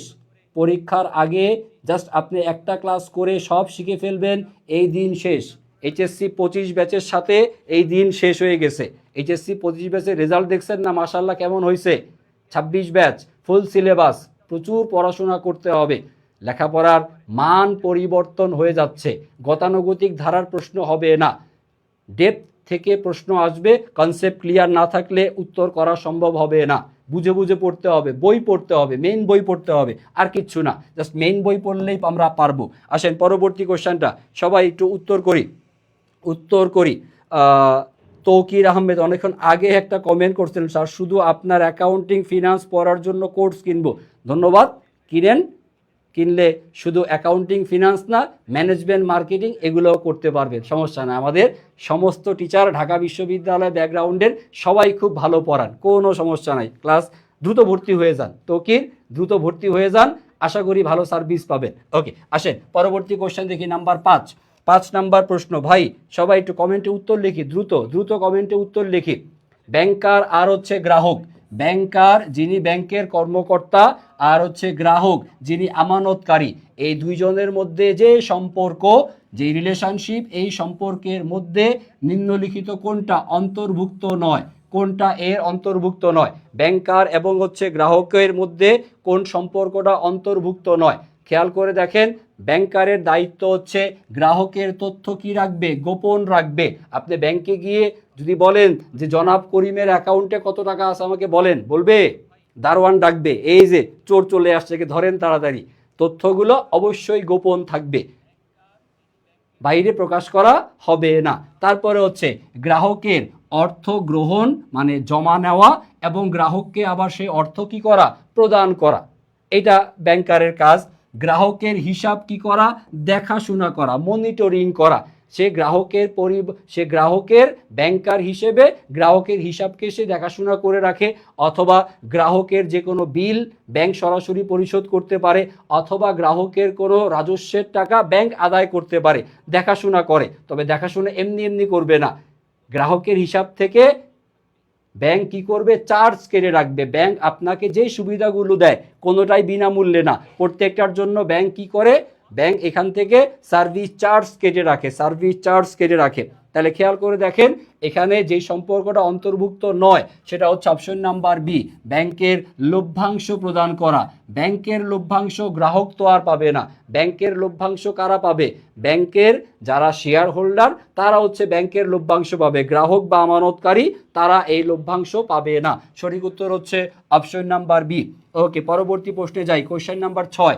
এই প্রশ্নগুলো খুব ভালো মতো শিখে রাখেন, তাহলে আশা করি পরীক্ষাতে কমন পেলে আর টেনশন করা লাগবে না, যা পড়াচ্ছি সেটা ইনশাল্লাহ পরীক্ষাতে দাগায় দিয়ে আসতে পারবেন। আর আমাদের একটা বদ অভ্যাস হচ্ছে আমরা এই এমসিকিউগুলো ভালো মতো পড়তে চাই না, বা পড়ি শুধু প্রশ্ন আর উত্তর পড়ে চলে যাই। বাকি অপশনগুলো যদি একটু বিস্তারিত জানি তাহলে আমাদের পুরা এই টপিকের কনসেপ্টটাই কিন্তু ক্লিয়ার হয়ে যায়। খেয়াল করেন, এখানে প্রশ্ন হচ্ছে নিচের কোনটি কেন্দ্রীয় ব্যাংকের দায়িত্ব নয়? কোনটা কেন্দ্রীয় ব্যাংকের দায়িত্ব নয়? কেন্দ্রীয় ব্যাংকের দায়িত্ব মুদ্রা ইস্যু করা বা নোট ইস্যু করা, এটা কেন্দ্রীয় ব্যাংকের দায়িত্ব। তারপরে হচ্ছে ব্যাংকগুলোকে ঋণ প্রদান করা, প্রত্যেকটা কেন্দ্রীয় ব্যাংক বাণিজ্যিক ব্যাংকগুলোকে কি করে? ঋণ প্রদান করে। যে হারে ঋণ প্রদান করে সেই হারটাকে বলা হয় হচ্ছে ব্যাংক হার, সেটাকে হচ্ছে ব্যাংক হার বলা হয়, ব্যাংক রেট বলা হয়। এবং এই ঋণটা অবশ্যই হবে হচ্ছে স্বল্প মেয়াদি, এটা অবশ্যই হবে হচ্ছে স্বল্প মেয়াদি। কখনোই কেন্দ্রীয় ব্যাংক বাণিজ্যিক ব্যাংককে দীর্ঘমেয়াদী ঋণ কিন্তু দিবে না, দিবে কি? স্বল্প মেয়াদী ঋণ। তারপরে দেখেন, ব্যাংকগুলোর লাভ বৃদ্ধি করা, এইটা কেন্দ্রীয় ব্যাংকের দায়িত্ব নয়। ব্যাংকের লাভ বৃদ্ধি করবে, এটা ব্যাংকের নিজস্ব কাজ। অর্থনৈতিক স্থিতিশীলতা রক্ষা করা, এটা কেন্দ্রীয় ব্যাংকের দায়িত্ব। তাহলে দায়িত্ব নয়, অ্যান্সার হবে হচ্ছে option number C. Option number C হবে উত্তর। সি নাম্বার প্রশ্নটা হবে হচ্ছে উত্তর। দেখেন বুঝতে পারছি কি না? ওকে, আমরা হচ্ছে আজকে টোটাল 25টার মতো এমসিকিউ সমাধান করব, যদিও টপ 20, বাট 5টা প্রশ্ন একটু বেশি হয়ে গেছে। আশা করি এই প্রশ্নগুলো আপনাদের কাজে লাগবে, এই প্রশ্নগুলো কাজে লাগবে। যে 5টা প্রশ্ন বেশি, হয়তো ওইখান থেকে একটা দুটো চলে আসতে পারে হয়তো পরীক্ষায়। দেখেন কোশ্চেন নাম্বার 7, আমরা মোটামুটি কেন্দ্রীয় ব্যাংক বাণিজ্যিক ব্যাংক এই চ্যাপ্টার থেকে গুরুত্বপূর্ণ কিছু প্রশ্ন সমাধান করলাম। এবার আসেন হস্তান্তরযোগ্য ঋণের দলিল। প্রশ্ন হচ্ছে, কোন হস্তান্তরযোগ্য দলিল একই পক্ষের নিকট বা একই ব্যক্তির নিকট দুইবার উপস্থাপন করতে হয়? উপস্থাপন করতে হবে কয়বার? দুইবার উপস্থাপন করতে হয়। কোনটা দুইবার উপস্থাপন করতে হয়? কোনটা দুইবার উপস্থাপন করতে হবে? দুইবার উপস্থাপন করতে হবে সেটা হচ্ছে বিনিময় বিল। বিনিময় বিল প্রথমে হচ্ছে আপনি বিনিময় বিলের আপনার প্রথমে যেটা দরকার, বিনিময় বিলের জন্য দুইবার আপনি উপস্থাপন করবেন। পরিশোধের সময় শেষে একবার, যখন পরিশোধ করা হবে মেয়াদ শেষে আপনি হচ্ছে উপস্থাপন করবেন টাকা নেওয়ার জন্য। আর যখন বিলটা তৈরি করা হয় তখন সেই বিলে কি প্রদান করা? সম্মতি প্রদান করার জন্য। বিলে সম্মতি প্রদান করার জন্য আপনি হচ্ছে কার কাছে এটা উপস্থাপন করবেন? উপস্থাপন করবেন হচ্ছে আদিষ্ট এর নিকট। আদিষ্ট যিনি হচ্ছে টাকাটা প্রদান করবেন, সে আদিষ্ট প্রথমে হচ্ছে সম্মতি প্রদান করবে, তারপরে মেয়াদ শেষে আদিষ্ট সেই টাকাটা কি করবে? পরিশোধ করবে। তাহলে আদিষ্ট লোকের কাছে বিনিময় বিল দুইবার উপস্থাপন করতে হবে। শুরুতে সম্মতি প্রদানের জন্য, যে হ্যাঁ আমি রাজি যে এই লোককে 3 মাস পরে আমি টাকাটা দিব, সম্মতি প্রদান করবেন, সিগনেচার দিবেন। মেয়াদ যখন শেষ হবে তখন আবার পরিশোধের জন্য বিল উপস্থাপন করা হবে, টাকা পেমেন্ট করে দিবেন, কাহিনী শেষ। তাহলে দুইবার উপস্থাপন করতে হয় কাকে? বিনিময় বিল। এছাড়া অন্যান্য যতগুলো আছে একবারই উপস্থাপন করতে হবে। তারপর কোশ্চেন নাম্বার 8, বাংলাদেশের ব্যাংক বৈদেশিক বাণিজ্যের সুবিধার্থে, যখন আমরা বৈদেশিক বাণিজ্য অর্থাৎ আমদানি রপ্তানি ব্যবসায় করি, আমদানি রপ্তানি আমরা চীন থেকে, জাপান থেকে, আমেরিকা থেকে পণ্যদ্রব্য আমাদের দেশে আমদানি করি, আবার আমাদের দেশে রেডিমেড গার্মেন্টস বা পোশাক সামগ্রী, চিংড়ি, এগুলো আমরা হচ্ছে বিদেশে কি করি? রপ্তানি করি। আর এই আমদানি রপ্তানি বাণিজ্যের জন্য, আমদানি রপ্তানি বাণিজ্যে সহায়তা করার জন্য, সুবিধা দেওয়ার জন্য বাংলাদেশের প্রত্যেকটা বাণিজ্যিক ব্যাংক যেই দলিলটা ব্যবহার করে সেই দলিলটার নাম হচ্ছে লেটার অফ ক্রেডিট। সেই দলিলের ইংরেজি নাম হচ্ছে লেটার অফ ক্রেডিট। একটু আমাকে বলেন দেখি এর বাংলা নামটা কি স্যার?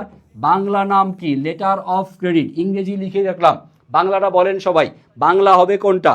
বাংলা কোনটা হওয়া উচিত? বাংলাদেশের বাণিজ্যিক ব্যাংক আমাদের দেশের যিনি আমদানিকারক সে আমদানিকারক যাতে বিদেশের যিনি বিক্রেতা তার সাথে যে পরিশোধ করার পদ্ধতি বা টাকা পাঠানোর পদ্ধতি সেই টাকা পাঠানোর পদ্ধতিটাকে সহজতর করার জন্য আস্থাভাজন রাখার জন্য যাতে ওই বিদেশের লোক তো আর বাংলাদেশের লোককে সরাসরি তো আর দেখে নাই চিনে নাই, তাহলে চিনবে কিভাবে, কিসের মাধ্যমে সে আশ্বস্ত হবে যে টাকা আপনি ঠিকই পেয়ে যাবেন। এর জন্য যে দলিলটা ব্যবহার করা হবে লেটার অফ ক্রেডিট, যার বাংলা হচ্ছে প্রত্যয়পত্র, এর বাংলা হচ্ছে স্যার প্রত্যয়পত্র, সেটাকে সংক্ষেপে আমরা এলসি বলে থাকি। এলসি প্রত্যেকটা আমদানিকারক যখন বিদেশ থেকে পণ্য আমদানি করেন তখন বাণিজ্যিক ব্যাংকের কাছে গিয়ে কি খুলতে হয়, এলসি খুলতে হয়, প্রত্যয়পত্র খুলতে হয়। আর এই প্রত্যয়পত্র হচ্ছে এক ধরনের গ্যারান্টি, যে বাণিজ্যিক ব্যাংক গ্যারান্টি দিচ্ছে যদি আমার গ্রাহক আমার আমদানিকারক যদি টাকা পরিশোধে ব্যর্থ হয় তাহলে ব্যাংক টাকা পরিশোধের দায়িত্ব নিচ্ছে। এই ব্যাংক যে দায়িত্ব নিচ্ছে এইটার উপর ভিত্তি করে বিদেশের লোক অচেনা লোক আপনার কাছে মাল পাঠায় দিচ্ছে, কারণ আপনি গায়েব হয়ে যেতে পারেন, ব্যাংক কি আর সহজে গায়েব হয়ে যাবে, সম্ভব না। তাহলে বৈদেশিক বাণিজ্যের ক্ষেত্রে যে দলিল ব্যবহার করা হবে তার নাম হবে স্যার প্রত্যয়পত্র, যার ইংরেজি নাম হচ্ছে লেটার অফ ক্রেডিট। আশা করি ক্লিয়ার সবার কাছে, আশা করি সবার কাছে ক্লিয়ার, আশা করি সবার কাছে ক্লিয়ার, বুঝতেছেন কিনা জানাবেন জানাবেন। ওকে, আসেন পরবর্তী প্রশ্নে যাই। পরবর্তী প্রশ্ন কোয়েশ্চেন নাম্বার 9, কোনটি ব্যাংক তহবিলের প্রধান উৎস? আমি এই ব্যাংকিং অংশের প্রত্যেকটা চ্যাপ্টার থেকেই 2-3টা করে গুরুত্বপূর্ণ এমসিকিউ রাখছি, গদবাঁধা সহজ এমসিকিউগুলো না, যেগুলো আপনাদের বোর্ড বইতে আছে। বোর্ড প্রশ্নগুলোর মধ্যে দেখবেন যে গতানুগতিক 30টা প্রশ্নের মধ্যে মোটামুটি 17, 18 বা 20টার মতো প্রশ্ন আপনি অলরেডি পারেন, জানেন, এগুলো রিভিশন দেওয়া লাগবে না। বাট যে 8টা-10টা প্রশ্ন একটু ট্রিকি কোশ্চান বা একটু ঝামেলাপূর্ণ প্রশ্ন, একটু ডেপথ থেকে আসা প্রশ্ন, সেই বিষয়গুলো ইনশাল্লাহ আমরা ক্লাসে আলোচনা করে দিচ্ছি আপনাদের। কোশ্চেন নাম্বার 9, কোনটি ব্যাংকের তহবিলের প্রধান উৎস? ব্যাংক এর যে তহবিল তার প্রধান উৎস হবে হচ্ছে, ব্যাংকের তহবিলের প্রধান উৎস হবে হচ্ছে গ্রাহকের কাছ থেকে সংগ্রহিত আমানত। গ্রাহকের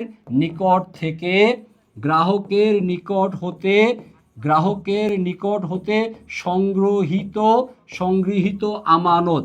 প্রত্যেকটা বাণিজ্যিক ব্যাংক তার গ্রাহকের কাছ থেকে যে আমানত সংগ্রহ করে সেটাই হচ্ছে তাদের ব্যাংকের তহবিলের প্রধান উৎস। তবে ব্যাংক যখন গঠিত হওয়ার সময় শুরুতে তার কাছে থাকে হচ্ছে পরিশোধিত মূলধন। আমাদের বাংলাদেশের একটা বাণিজ্যিক ব্যাংক গঠন করার জন্য তার পরিশোধিত মূলধনের পরিমাণ থাকতে হয় কত, 500 কোটি টাকা। তাহলে যারা উদ্যোক্তা তারা হচ্ছে 500 কোটি টাকার পরিশোধিত মূলধন নিয়ে ব্যাংক শুরু করলো, বাট ব্যাংকের এই 500 কোটি টাকা দিয়ে ব্যবসা হবে না, তার আরো হাজার হাজার কোটি টাকার দরকার। আর এই হাজার হাজার কোটি টাকা আসবে কোন জায়গা থেকে? গ্রাহকের কাছ থেকে সংগ্রহিত আমানত থেকে। তাহলে এই আমানতটাই হচ্ছে ব্যাংকের তহবিলের প্রধান উৎস। তবে এই আমানত ছাড়াও পরিশোধিত মূলধন এটাও উৎস, সঞ্চিত তহবিল এটাও উৎস, কেন্দ্রীয় ব্যাংকের কাছ থেকে গৃহীত ঋণ এইটাও ব্যাংকের তহবিলের উৎস। কিন্তু স্যার প্রধান উৎস যখন বলা হবে, প্রধান মেইন বললে আনসারটা হবে হচ্ছে আমানত। আমানতটা হচ্ছে ব্যাংকের তহবিলের প্রধান উৎস হিসেবে বিবেচিত হবে। ওকে, আসেন পরবর্তী প্রশ্ন, কোশ্চেন নাম্বার 10, আগামপত্র এটা কে তৈরি করে? আগামপত্র কি, কে তৈরি করেন? আগামপত্র কে তৈরি করেন? জিহাদ আহমেদ, ক্লিয়ার হয়ে গেছেন? Okay fine. আমি আবার সবার কমেন্ট পড়তে পারতেছি না, কারণ কমেন্ট পড়তে গেলেই ক্লাসের সময় নষ্ট হবে। আপনারা কমেন্টে উত্তরগুলো লিখতে থাকেন, আর যদি কোনো কোশ্চেন থাকে সেটা লেখেন, সেটা আমি অথবা বিস্তারিত বলে দেওয়ার চেষ্টা করব। এছাড়া জাস্ট কোশ্চেনগুলোর উত্তর যাদের জানা আছে তারা কমেন্টে লিখে দেওয়ার চেষ্টা করবেন। ওকে, আগামপত্র কে তৈরি করবেন? দেখেন, আগামপত্র তৈরি করে হচ্ছে আমদানিকারক, যিনি পণ্যের আমদানি করবেন উনি হচ্ছে আগামপত্র তৈরি করেন। প্রশ্ন হতে পারে স্যার আগামপত্র জিনিসটা আসলে কি? আগামপত্র জিনিসটার একটা ব্যাখ্যা আমি এখানে নিচে লিখে রাখছি, খেয়াল করলে আপনারা দেখবেন। এই আগামপত্র তৈরি করবেন কে? আমদানিকারক যখন পণ্য আমদানি করে তখন তাকে সে আমদানিকৃত পণ্যের উপর কি প্রদান করতে হয়? শুল্ক প্রদান করতে হয়, শুল্ক দিতে হয়। আর এই শুল্কগুলো যখন আপনি পরিশোধ করতে যাবেন সেই ক্ষেত্রে আপনি আগে ভাগেই যদি আপনি শুল্ক টাকা দিয়ে রাখেন, শুল্ক কর্তৃপক্ষের কাছে টাকা যদি আপনি অগ্রিম দিয়ে রাখেন, সেটাই হচ্ছে আগামপত্র। তাহলে আপনি যে পণ্য আমদানি করতেছেন সে পণ্য আমদানি করার ক্ষেত্রে যে পরিমাণ শুল্ক আপনাকে প্রদান করতে হবে সেই শুল্ক যদি আপনি আগেই কর্তৃপক্ষের কাছে জমা দিয়ে রাখেন এবং এই ঘোষণাটা যদি আপনি তাদের কাছে ডকুমেন্টটা যদি আপনি তাদের কাছে সাবমিট করেন বা দাখিল করেন, তাহলে সুবিধা যেটা সেটা হচ্ছে আপনার পণ্যটা জাহাজে করে আসলো, আসার পরে মালটা জাহাজ থেকে খালাস হতে আপনার এই আগামপত্রটা সহায়ক ভূমিকা পালন করবে। আপনি আগেই যদি শুল্ক দিয়ে রাখেন তাহলে আপনার মালটা তাড়াতাড়ি কি করবে, জাহাজ থেকে আপনি নামাইতে পারবেন, দেন আপনি পণ্যটা ডিস্ট্রিবিউট করতে পারবেন। সাধারণত যেগুলো পচনশীল দ্রব্য, সেই পচনশীল দ্রব্য অথবা খুবই দামি টাইপের এন্টিক টাইপের জিনিস যেগুলো বা ভঙ্গুর যেই টাইপের পণ্য, সেই ক্ষেত্রে এই আগামপত্রের ব্যবহার পরিলক্ষিত হয়। যেমন আপনি বিদেশ থেকে নিয়ে আসলেন কাঁচামরিচ, মাঝে মধ্যে আমাদের বাংলাদেশে দেখা যায় একটু আর সামনের মাসেই রমজান মাস চলে আসবে, তাই না? রমজান মাসে দেখবেন কাঁচামরিচের কেজি মোটামুটি 200-300 টাকা ছাড়ায়া যায়। শশা এখন আপনি বাজারে কিনতে গেলে 60 টাকা 80 টাকা, আপনার দেখবেন রোজার মাসে এটার দাম বেড়ে যাবে। আচ্ছা, দাম যখন বেড়ে যাবে তখন আসেন আমরা ব্যবসা করার জন্য নিয়ে আসবো, বিদেশ থেকে শশা নিয়ে আসবো, কাঁচামরিচ নিয়ে আসবো। মানে শশা কাঁচামরিচ এই যে পণ্যগুলো, এগুলো কিন্তু বেশি দিন আপনি সংরক্ষণ করতে পারবেন না। সেই ক্ষেত্রে আপনি কি করবেন, এই আগামপত্র তৈরি করবেন যাতে মাল খালাসটা দ্রুত যেন হয়ে যায়। আশা করি ক্লিয়ার এটা, আশা করি ক্লিয়ার। বৈদেশিক বাণিজ্য টপিকের প্রশ্ন এটা, বৈদেশিক বাণিজ্য টপিক থেকে প্রশ্ন। কোয়েশ্চেন নাম্বার 11তে চলে যেতে চাই। 11 নাম্বার প্রশ্ন, এটা হচ্ছে আমাদের একদম প্রথম চ্যাপ্টারের ব্যাংক ব্যবস্থার একদম প্রথম চ্যাপ্টার, যেটা ব্যাংক ব্যবস্থার প্রাথমিক ধারণা, এই প্রথম অধ্যায়ের প্রশ্ন। প্রথম অধ্যায়ের প্রশ্ন, চাহিদা মাত্র পাওনা পরিশোধ করার যে ক্ষমতা, এইটাকে কি বলা হয়? অসংখ্যবার এই জিনিসটা আমি বলছি, আজকে ক্লাসেই বলছি। চাহিদা মাত্র পাওনা পরিশোধ করবে কে চাবে? গ্রাহক। গ্রাহক চাবে কার কাছে? গ্রাহক চাবে কার কাছে? ব্যাংকের কাছে। তাহলে গ্রাহক যখনই চাবে তখনই ব্যাংক কি করবে? তাকে টাকা প্রদান করবে। আর এই ক্ষমতাটাকেই কি বলা হবে? তারল্যের নীতি। এটা হচ্ছে তারল্যের নীতি। তারল্যের নীতি। আমি দেখেন শুরুতেই আলোচনার মধ্যে বলছিলাম যে ব্যাংকের কার্যাবলী, ব্যাংকের নীতি ভালো মতো পড়তে হবে। ব্যাংকের নীতির মধ্যে স্যার তারল্য নীতি one of the most important নীতি। তারল্য নীতি থেকে প্রশ্ন আসবেই আসবে।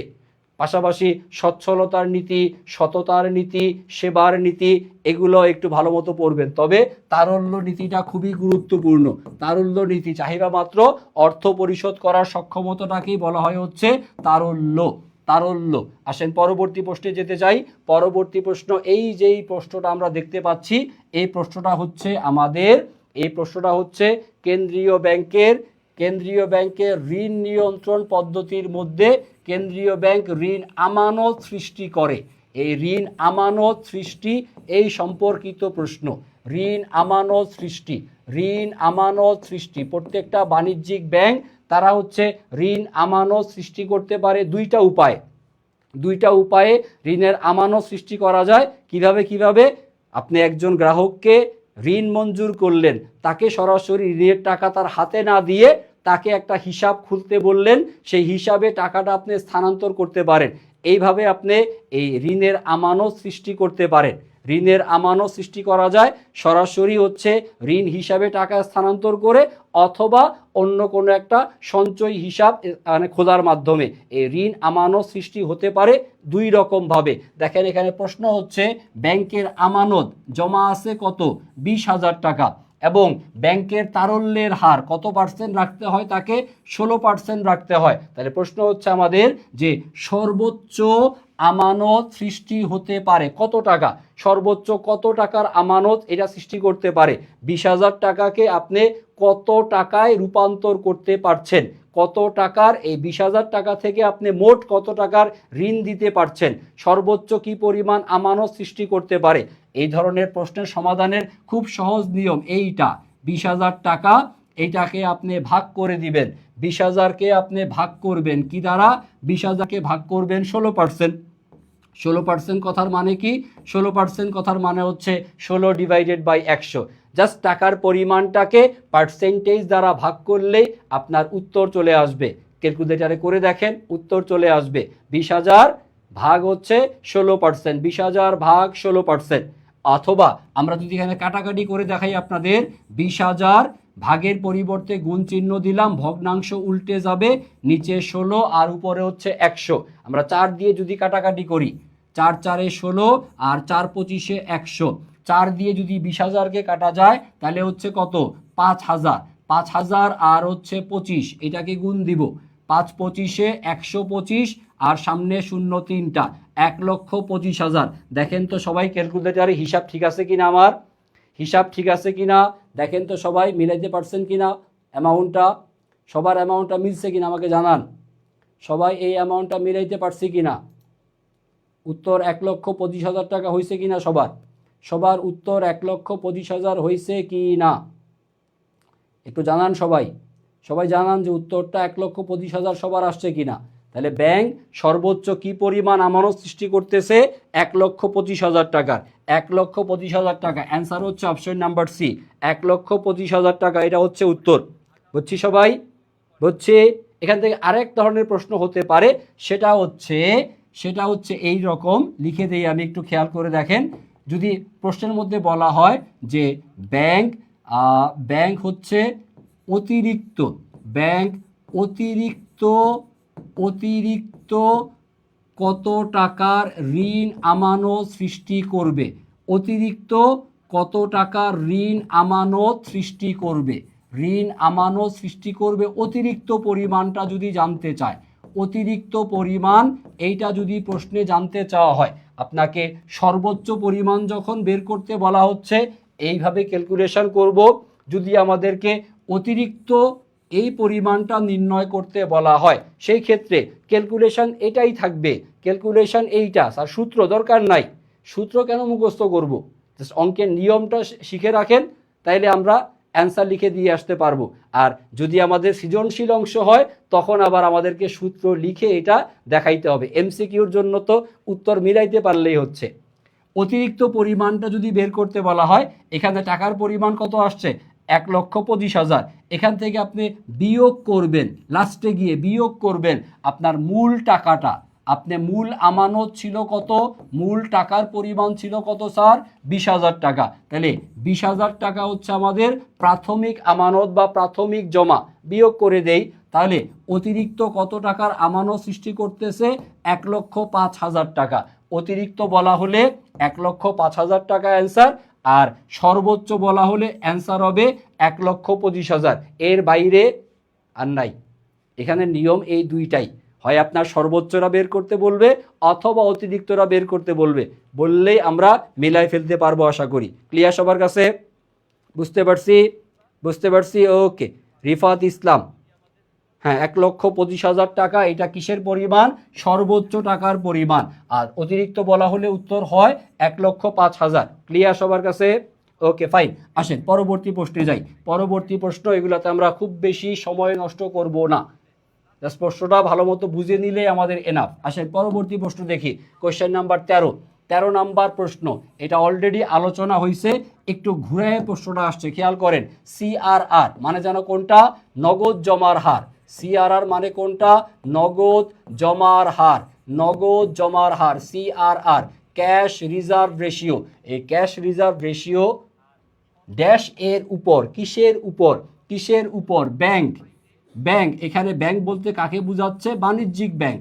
বাণিজ্যিক ব্যাংক একটা নির্দিষ্ট অংশ। সিআরআর যেন কত পার্সেন্ট স্যার? 4%। এই বাণিজ্যিক ব্যাংক 4% কোথায় জমা রাখে? কেন্দ্রীয় ব্যাংকে জমা রাখে। তাহলে বাণিজ্যিক ব্যাংক কেন্দ্রীয় ব্যাংকে জমা রাখে, কিসের উপর জমা রাখে? জমা রাখে হচ্ছে কিসের উপর? জমা রাখে হচ্ছে গ্রাহকের যত টাকার আমানত সেই টাকার উপর। আমানতের উপর জমা রাখে হচ্ছে কোনটা? নগদ জমার হার সিআরআর। উত্তর হচ্ছে option number A number option. আমানতের উপর সিআরআর রাখতে হয়। তারপর কোয়েশ্চেন নাম্বার 14 নাম্বার প্রশ্ন। যে কার্ডের মাধ্যমে আমানতকারীর হিসাব থেকে তহবিল স্থানান্তর করা যায় এবং হচ্ছে অর্থ উত্তোলন করা যায়। তহবিল স্থানান্তর করতে পারবেন এবং অর্থ উত্তোলন করতে পারবেন, সেই জিনিসটাকে বলা হবে হচ্ছে ডেবিট কার্ড। সঠিক উত্তর হবে হচ্ছে ডেবিট কার্ড। ডেবিট কার্ড এবং ক্রেডিট কার্ডের মধ্যে সামান্য একটু পার্থক্য। ডেবিট কার্ড এবং ক্রেডিট কার্ডের মধ্যে সামান্য একটা পার্থক্য আছে, সেটা হচ্ছে এই ডেবিট কার্ডের মধ্যে ডেবিট কার্ডের ক্ষেত্রে খেয়াল করেন, ডেবিট কার্ডের ক্ষেত্রে আপনার টাকা জমা আছে, আপনি সেই জমা টাকা কি করতে পারবেন, জমা টাকায় উত্তোলন করতে পারবেন। আপনি আগে টাকা জমাবেন, তারপরে মনের সুখে আপনি খরচ করবেন, ডেবিট কার্ড। আর ক্রেডিট কার্ড যেটা, ক্রেডিট কার্ডের ক্ষেত্রে আপনার টাকা যদি জমা নাও থাকে কোনো সমস্যা নাই, একটা নির্দিষ্ট সীমা পর্যন্ত আপনি কি করতে পারবেন, জমার অতিরিক্ত উত্তোলন করতে পারবেন। জমাতিরিক্ত উত্তোলন করা যায় এবং এই জমাতিরিক্ত উত্তোলনের পরিমাণটা কত হবে, লিমিট কত, কারো 1 লক্ষ টাকা, কারো 5 লক্ষ টাকা, কারো 10 লক্ষ টাকা। তাহলে এই ক্রেডিটের লিমিট কতটুকু হবে, সীমারেখা কতটুকু হবে, কি পরিমাণ টাকা আপনি উত্তোলন করতে পারবেন, জমাতিরিক্ত নির্দিষ্ট সীমারেখা থাকে। এবং যে যত টাকা আপনি জমার অতিরিক্ত উত্তোলন করতেছেন সেটা নির্দিষ্ট একটা সময় 45 দিন এর মধ্যে আপনাকে আবার কি করতে হবে, রিফান্ড করতে হবে। যদি 45 দিনের বেশি হয় সুদ দেওয়া লাগবে, জরিমানা দেওয়া লাগবে। তাহলে ডেবিট কার্ড এবং ক্রেডিট কার্ড জিনিস একই, দেখতে প্লাস্টিকের কার্ড, প্লাস্টিক দিয়ে তৈরি।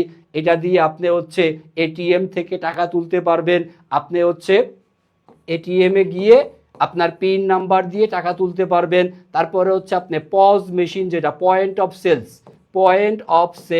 এই পয়েন্ট অফ সেলস এখানে আপনি কি করতে পারবেন, শপিং করতে পারবেন, ক্রয় বিক্রয়, আপনি কি পণ্য কেনাকাটা করতে পারবেন। পণ্য কিনলেন, কার্ড দিলেন, কার্ড থেকে তারা হচ্ছে টাকা পয়সা নিয়ে নিবে, আপনার পকেট থেকে টাকা দেওয়া লাগতেছে না। তাহলে পণ্য ক্রয়ের ক্ষেত্রে আপনি পরিশোধ করতে পারবেন, আপনার অ্যাকাউন্ট থেকে টাকা অন্য অ্যাকাউন্টে ট্রান্সফার করতে পারবেন।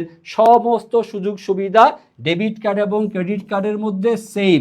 শুধু একটা জিনিস অতিরিক্ত ক্রেডিট কার্ড ওনারা পায়, সেটা হচ্ছে জমার অতিরিক্ত উত্তোলন করা যায়। ডেবিট কার্ডে জমাতিরিক্ত উত্তোলন করার কোনো সুযোগ সুবিধা নাই। ডেবিট কার্ডের ক্ষেত্রেও সার্ভিস চার্জ প্রযোজ্য, ক্রেডিট কার্ডের ক্ষেত্রেও সার্ভিস চার্জ প্রযোজ্য। তবে ডেবিট কার্ডের তুলনায় ক্রেডিট কার্ডে চার্জের পরিমাণটা একটু বেশি হয়ে থাকে। আসেন, ডেবিট কার্ড ক্রেডিট কার্ড আলোচনা শেষ, এবার আমরা বাকি প্রশ্নগুলো একটু দেখি। আমরা 15 নাম্বার প্রশ্নে চলে আসছি। 15, 16 আমাদের 25টা প্রশ্ন, খুব তাড়াতাড়ি ইনশাল্লাহ আমরা শেষ করে ফেলবো। আপনাদের খুব বেশি সময় আর নষ্ট করব না, কারণ ম্যাক্সিমাম বিষয়গুলো আমাদের জানা পারা, বাট এই জানাশোনা পারাগুলোই পরীক্ষাতে আসে, আর পরীক্ষার হলে আমরা ভুল করে দিয়ে আসি। ভুল করার সুযোগ নাই স্যার। ভালো মতো মনোযোগ দিয়ে রিভিশনটা দিয়ে রাখেন, যাতে পরীক্ষার প্রশ্ন আসলে এগুলো যেন অ্যান্সার করে দিয়ে আসতে পারেন। হামিদুর রহমান উত্তর করছেন, ওকে। 16 নাম্বার চলে গেছেন। আচ্ছা, 15 নাম্বারটা একটু বলে নেই। 15 নাম্বার এমআইসিআর চেক থেকে আসা প্রশ্ন, চেকের চ্যাপ্টার থেকে প্রশ্ন। এমআইসিআর আসতেই পারে, পূর্ণাঙ্গ রূপ, কোনো না কোনো একটা পূর্ণাঙ্গ রূপ আসবে পরীক্ষাতে। এমআইসিআর কি জিনিস, এলাবোরেশন করলে এমআইসিআর এলাবোরেশন হবে হচ্ছে magnetic ink character recognition. Magnetic মানে হচ্ছে চৌম্বক, তারপর হচ্ছে ইঙ্ক মানে কালি, তারপরে ক্যারেক্টার, আর হচ্ছে রিকগনিশন। আপনার যে কালি দিয়ে লেখা থাকে আপনার চেকের মধ্যে, সে কালিটা মেশিন পড়তে পারে চৌম্বকীয় ক্ষেত্র এর মাধ্যমে। Magnetic ink character recognition, MICR এর elaboration, magnetic ink character recognition. এটা হচ্ছে আধুনিক চেক বইয়ে আপনি এই সুবিধাগুলো পাবেন। পাশাপাশি চেক বইতে গ্রাহকের নাম, গ্রাহকের হিসাব নম্বর, এগুলো আগে থেকে প্রিন্ট আউট করে দেওয়া থাকে। তারপরে আসেন পরবর্তী প্রশ্নে যাই। 16 নম্বর, সুইফট কি জিনিস? সুইফট হচ্ছে এটা একটা পরিশোধ করার পদ্ধতি। সুইফট হচ্ছে একটা পরিশোধ করার পদ্ধতি। কাকে পরিশোধ করবেন? এটা হচ্ছে আপনি যখন আমদানি রপ্তানি ব্যবসায় বাণিজ্য করেন, সেই ক্ষেত্রে একটা দেশের কেন্দ্রীয় ব্যাংকের সাথে অন্য আরেকটা দেশের কেন্দ্রীয় ব্যাংকের যখন লেনদেনটা হচ্ছে, আর এই লেনদেনটা নিকাশ করা হয় যেখানে, সেই পদ্ধতিটাকেই বলা হয় হচ্ছে সুইফট। সুইফট হচ্ছে সুইফট হচ্ছে পুরা বিশ্বের অর্থ আদান প্রদান এর একটা ব্যবস্থা, অথবা আপনার পণ্য আমদানি করলেন সেই টাকাটা পরিশোধ করার জন্য, সেই টাকাটা পরিশোধ করার যে পদ্ধতি বিশেষ, এটাকে সুইফট বলা হয়ে থাকে। যখন আপনি বৈদেশিক বাণিজ্য করেন, বৈদেশিক বাণিজ্যের ক্ষেত্রে এটা একটা পরিশোধ পদ্ধতি হিসেবে ব্যবহৃত হয়ে থাকে। ওকে, আসেন পরবর্তী প্রশ্নে যাই। পরবর্তী প্রশ্ন, হামিদুর রহমান আমাদের এডুকেশনের এক্স স্টুডেন্ট মানে হচ্ছে আগে স্টুডেন্ট ছিলেন, এখন কি আর নাই, এখন বড় হয়ে গেছেন। স্টুডেন্ট সারা জীবন স্টুডেন্টই থাকে। আপনি খুব গর্বের সহিত পরিচয় দিতে পারেন, আমি এডুকেশনের স্টুডেন্ট। এক্স বলে নিজেকে বুড়া প্রমাণ করতে যায়েন না। এডুকেশনের স্টুডেন্ট, এটাই আপনার পরিচয়। সারা জীবন এই পরিচয়টা আমাদের সামনে দিবেন, আমরা খুশি হব। রানিং স্টুডেন্ট না আগে ছিলেন বিবেচ্য বিষয় না। ও রাজশাহীর বি ইউনিটের জন্য দেখতেছেন, হ্যাঁ দেখতেই পারেন ক্লাস, কোনো সমস্যা নেই, কারণ আমাদের রাজশাহী ইউনিভার্সিটি পরীক্ষাতে ফিনান্স ব্যাংকিং থেকে প্রশ্ন আসবে। সো এই প্রশ্নগুলো ইউনিভার্সিটি পরীক্ষার জন্য কাজে লাগবে, দেখে থাকেন ক্লাস, কোনো সমস্যা নাই। আসেন পরবর্তী কোশ্চেনে যাই। কোশ্চেন নাম্বার 17 নাম্বার প্রশ্ন, কোনটা বাণিজ্যিক ঋণের দলিল? বাণিজ্যিক ঋণের দলিল, হস্তান্তরযোগ্য ঋণের দলিল, এই চ্যাপ্টার থেকে আসা প্রশ্ন। বাণিজ্যিক ঋণের দলিল কোনটা? বাণিজ্যিক ঋণের দলিল হবে হচ্ছে বাণিজ্যিক ঋণের দলিল হবে হচ্ছে প্রত্যয়পত্র। বাণিজ্যিক ঋণের দলিল হবে হচ্ছে প্রত্যয়পত্র, কারণ প্রত্যয়পত্রটা ব্যবহার করা হয় কখন? আমদানি রপ্তানি ব্যবসায়ের ক্ষেত্রে। আমদানি রপ্তানি ব্যবসায়ের ক্ষেত্রে আপনি কি ব্যবহার করেন? প্রত্যয়পত্র ব্যবহার করেন, যেটাকে আমরা এলসি বলে থাকি, লেটার অফ ক্রেডিট। এটা আমদানি রপ্তানি ব্যবসায় বাণিজ্যে আমদানিকারক রপ্তানিকারক তাদের অর্থ পরিশোধের গ্যারান্টি হিসেবে ব্যাংক দায়িত্ব নিয়ে থাকে। প্রত্যয়পত্র আমদানি রপ্তানি ব্যবসায় ব্যবহার করা হয়ে থাকে, এটা বাণিজ্যিক ঋণের দলিল। এছাড়া বাকি যেগুলো দেওয়া আছে, ভ্রমণকারীর প্রত্যয়পত্র, বিদেশে ঘুরতে গেলেন, আপনার টাকার দরকার হবে, আপনি একটা এলসি নিতে পারেন। ভ্রাম্যমাণ নোট, বিদেশে গেলেন, এই নোট দিয়ে আপনি টাকা উত্তোলন করতে পারবেন।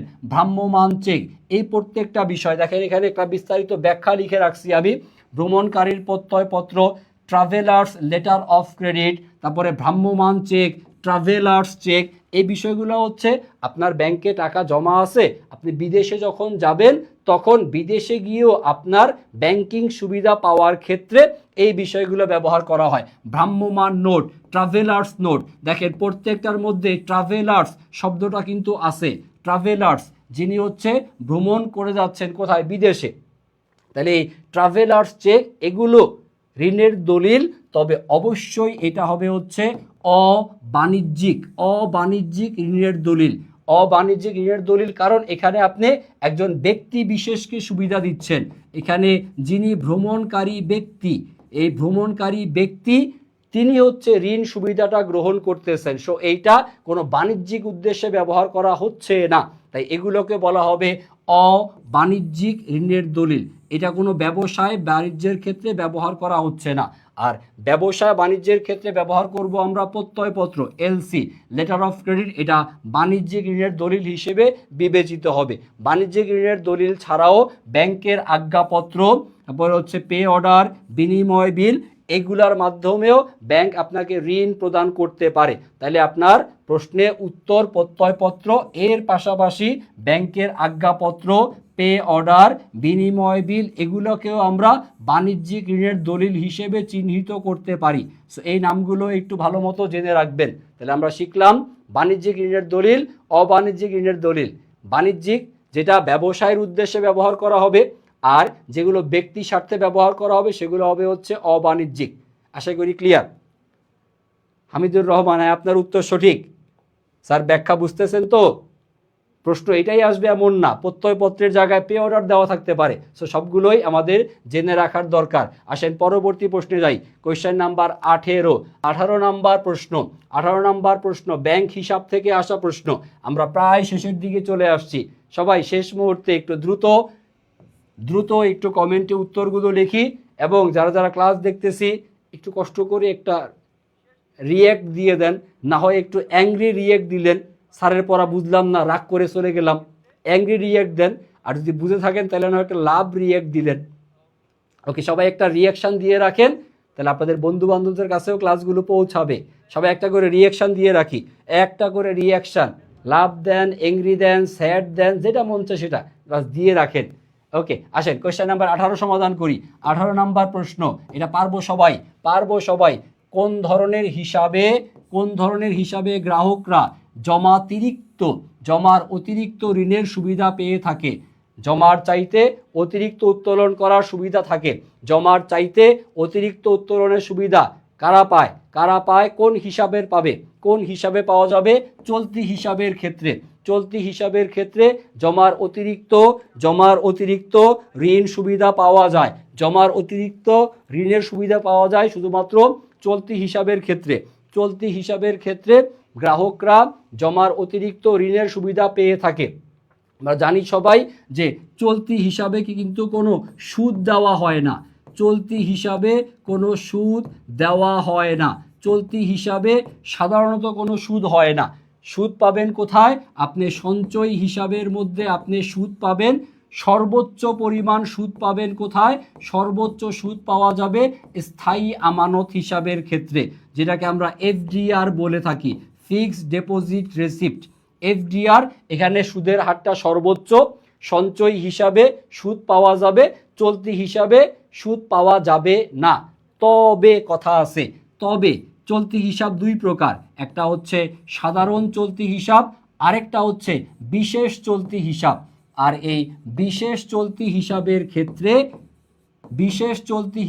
ক্ষেত্রে সুদ দেওয়া হয়। বিশেষ চলতি হিসাবে সুদ দেওয়া হয়, কিন্তু পরিমাণটা খুবই অল্প পরিমাণ সুদ আপনি পেতে পারেন। কোন ক্ষেত্রে? বিশেষ চলতি হিসাবের ক্ষেত্রে। একটু ভালো মতো মনে রাখবেন, বিশেষ চলতি হিসাবের ক্ষেত্রে অল্প পরিমাণ সুদ দেওয়া হয়ে থাকে। টিচার যদি একটু প্রশ্ন এদিক সেদিক করতে চায়, এরকমগুলো দিতে পারে পরীক্ষাতে। আসেন পরবর্তী প্রশ্নে যাই। কোশ্চেন নাম্বার 19 নাম্বার, কোন ধরনের ব্যাংক হিসাবের ক্ষেত্রে চেক বই ইস্যু করা হয়? চেক বই কাদেরকে দেওয়া হবে? চেক বই দিব কাদেরকে আমরা? চেক বই দেওয়া হয় না। চেক বই দেওয়া হয় না। দেখেন প্রশ্ন পড়তে গিয়ে না, আমি নিজেই পড়ি নাই, আমরাও পরীক্ষার হলে এরকমের নাও দেখতে পারি, চশমার ফাঁক দিয়ে না বের হয়ে যাইতে পারে। চেক বই ইস্যু করা হয়, চলতি হিসাব এ নাম্বার অপশনে জায়গায় দিয়ে আসতে পারি আমরা, কিন্তু চেক বই ইস্যু করা হয় না কোনটা বের করতে বলা আছে। চেক বই ইস্যু করা হবে না যার জন্য, সেটা হচ্ছে স্থায়ী আমানত হিসাব, ফিক্সড ডিপোজিট রিসিপ্ট, যেটা এই স্থায়ী আমানত হিসাবের জন্য আপনার কোনো চেক বই প্রদান করা হয় না।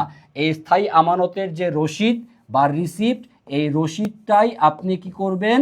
রসিদটাই ব্যাংকে যখন অ্যাকাউন্ট খুলবেন, ব্যাংক কর্মকর্তা সেখানে আপনার জমাকৃত টাকা, সুদের হার, মেয়াদ উল্লেখ করে আপনাকে একটা রসিদ দিবে, সংরক্ষণ করবেন বাসায় সিন্দুকের মধ্যে তালা মেরে।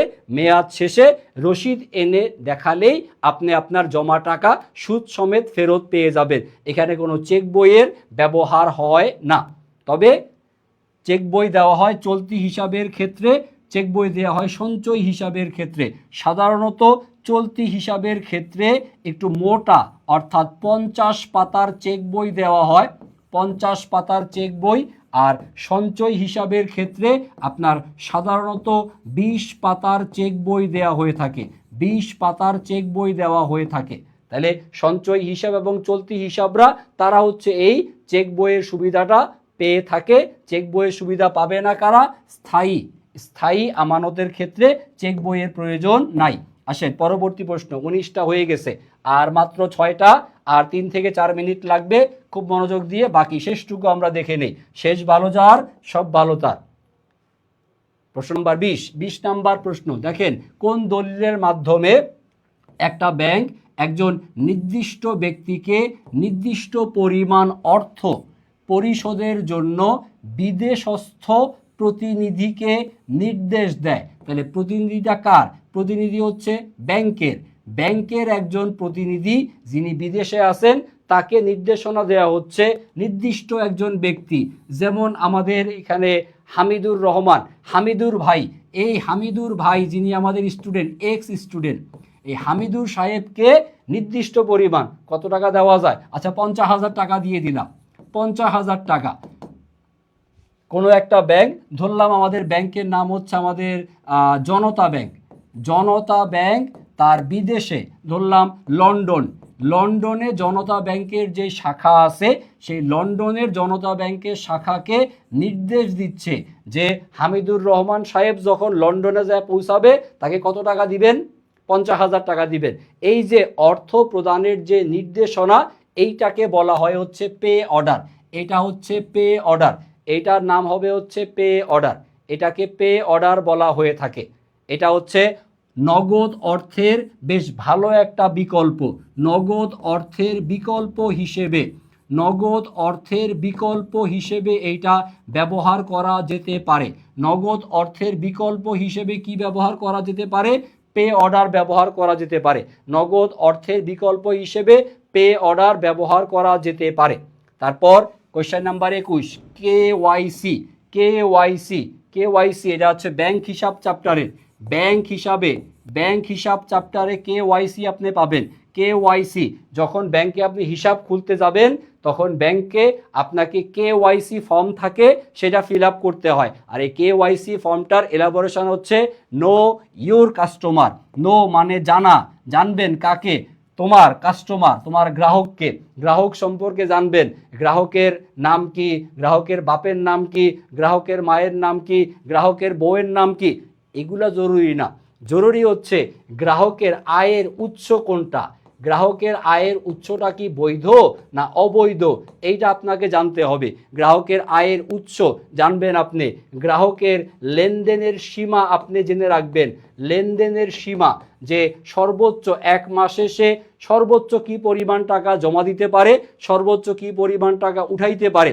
আলটিমেটলি একজন গ্রাহকের তার লেনদেনের যে বৈশিষ্ট্যটা, সেই গ্রাহকের অর্থনৈতিক যে ক্যারেক্টার, সেইটা প্রমাণিত হয় এই কেওয়াইসি ফর্মের মাধ্যমে। আপনার লেনদেন করার হাত ভালো না খারাপ, সেইটা প্রমাণিত হয় এই কেওয়াইসি ফর্ম এর মাধ্যমে। বেসিক্যালি একজন ব্যাংকারের দায়িত্ব, যিনি হিসাব খুলবেন, তার দায়িত্ব হচ্ছে এই কেওয়াইসি ফর্মটা ফিল আপ করা এবং প্রয়োজনীয় দলিল সংগ্রহ করা। কার কাছ থেকে? গ্রাহকের কাছ থেকে তার এনআইডি, তারপরে তার হচ্ছে বাড়ি ভাড়ার রসিদ, তারপরে তার পানির বিলের কপি, স্থায়ী ঠিকানা, বর্তমান ঠিকানা, তার নমিনি, ছবি, এনআইডি, এই সমস্ত দলিলগুলো আপনাকে সংরক্ষণ করতে হয়, যাতে প্রয়োজন বোধে আপনার গ্রাহক যদি কোনো দুর্নীতি করে, অথবা সে যদি মানি লন্ডারিং করে, অথবা যদি কোনো রকমের টাকা এদিক সেদিক হুন্ডি করার চেষ্টা করে, যাতে আপনি গ্রাহকের বিরুদ্ধে ব্যবস্থা গ্রহণ করতে পারেন। তাহলে একজন গ্রাহকের ব্যবসায়িক বৈশিষ্ট্য বা লেনদেনের ক্যারেক্টার জানা যায়, যার মাধ্যমে সেটা হচ্ছে এই KYC form, no your customer. ছাপানো ফর্ম হলে কেওয়াইসি, আর যদি ইলেকট্রনিক ফরম্যাট হয় সেটাকে বলা হয় কেওয়াইসি ফর্ম। এইটা সবাই একটু জেনে রাখেন। কেওয়াইসি আগের মতোই আছে। দ্বারা বোঝানো হবে হচ্ছে sir electronic no your customer. তার মানে এই ফর্মটা যদি আপনি অনলাইনে ফিল আপ করেন, কারণ এখন ম্যাক্সিমাম বাণিজ্যিক ব্যাংকগুলোই তারা অনলাইনে সেবা দিয়ে থাকে, ফর্ম ফিল আপের জন্য ব্যাংকে যাওয়ার দরকার নাই।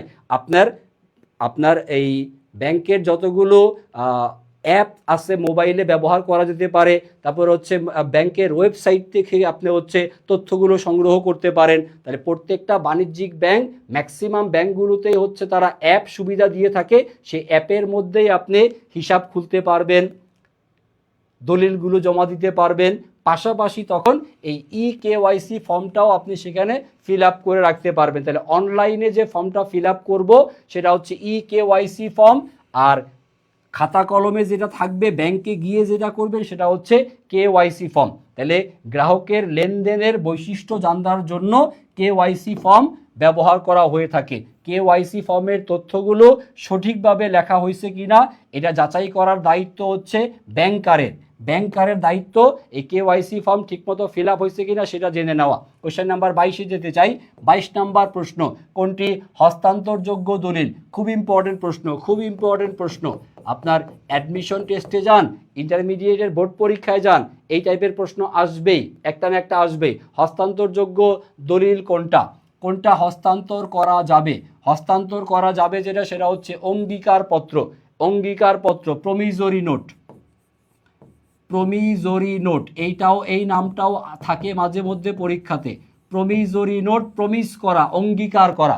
প্রমিজরি নোট, যার বাংলা নাম হবে হচ্ছে অঙ্গীকারপত্র, এইটা হস্তান্তর করা যায়। এছাড়া বাকি কোনোটা আপনি হস্তান্তর করতে পারবেন না। কোয়েশ্চেন নাম্বার 23, নিচের কোনটিকে বাতিল চেক বলা হয়?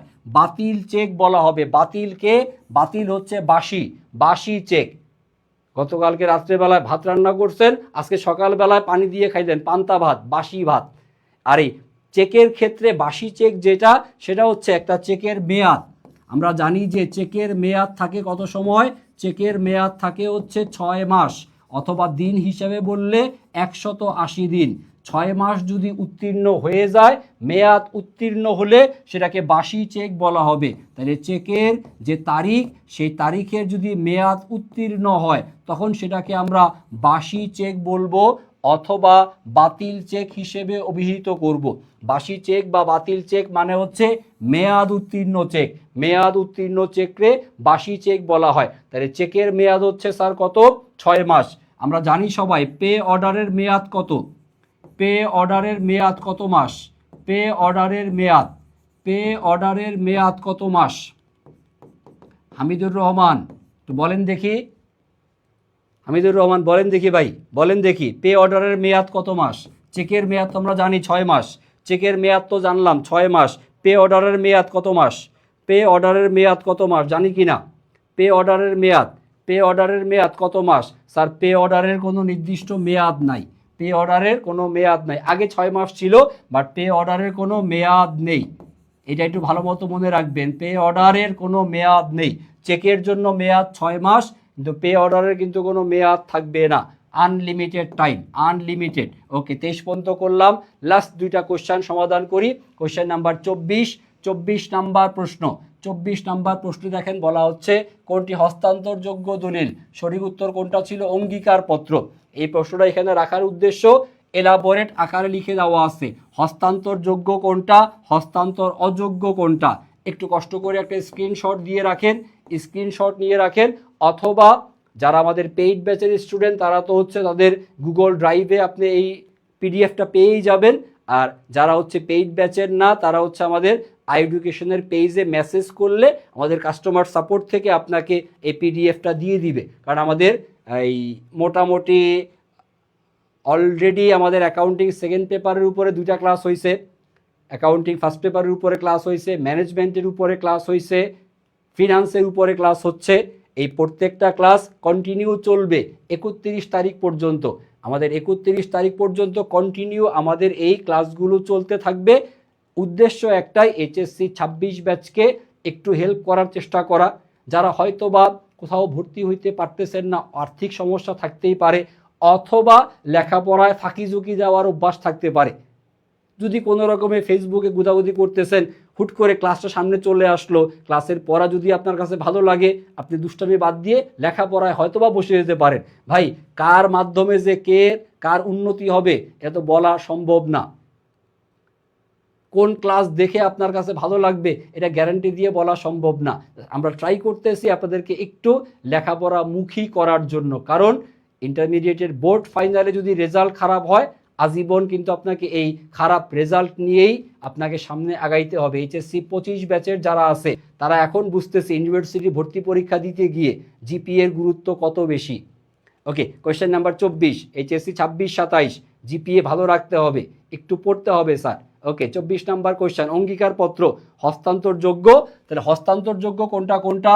চেক, বিনিময় বিল, অঙ্গীকারপত্র, তারপর হচ্ছে ট্রেজারি বিল, তারপর হচ্ছে ব্যাংকের নোট, শেয়ার, ওয়ারেন্ট, লভ্যাংশ পরোয়ানা, ব্যাংকের আজ্ঞাপত্র, তারপরে হচ্ছে হুন্ডি, প্রাইস বন্ড, এগুলো হস্তান্তরযোগ্য।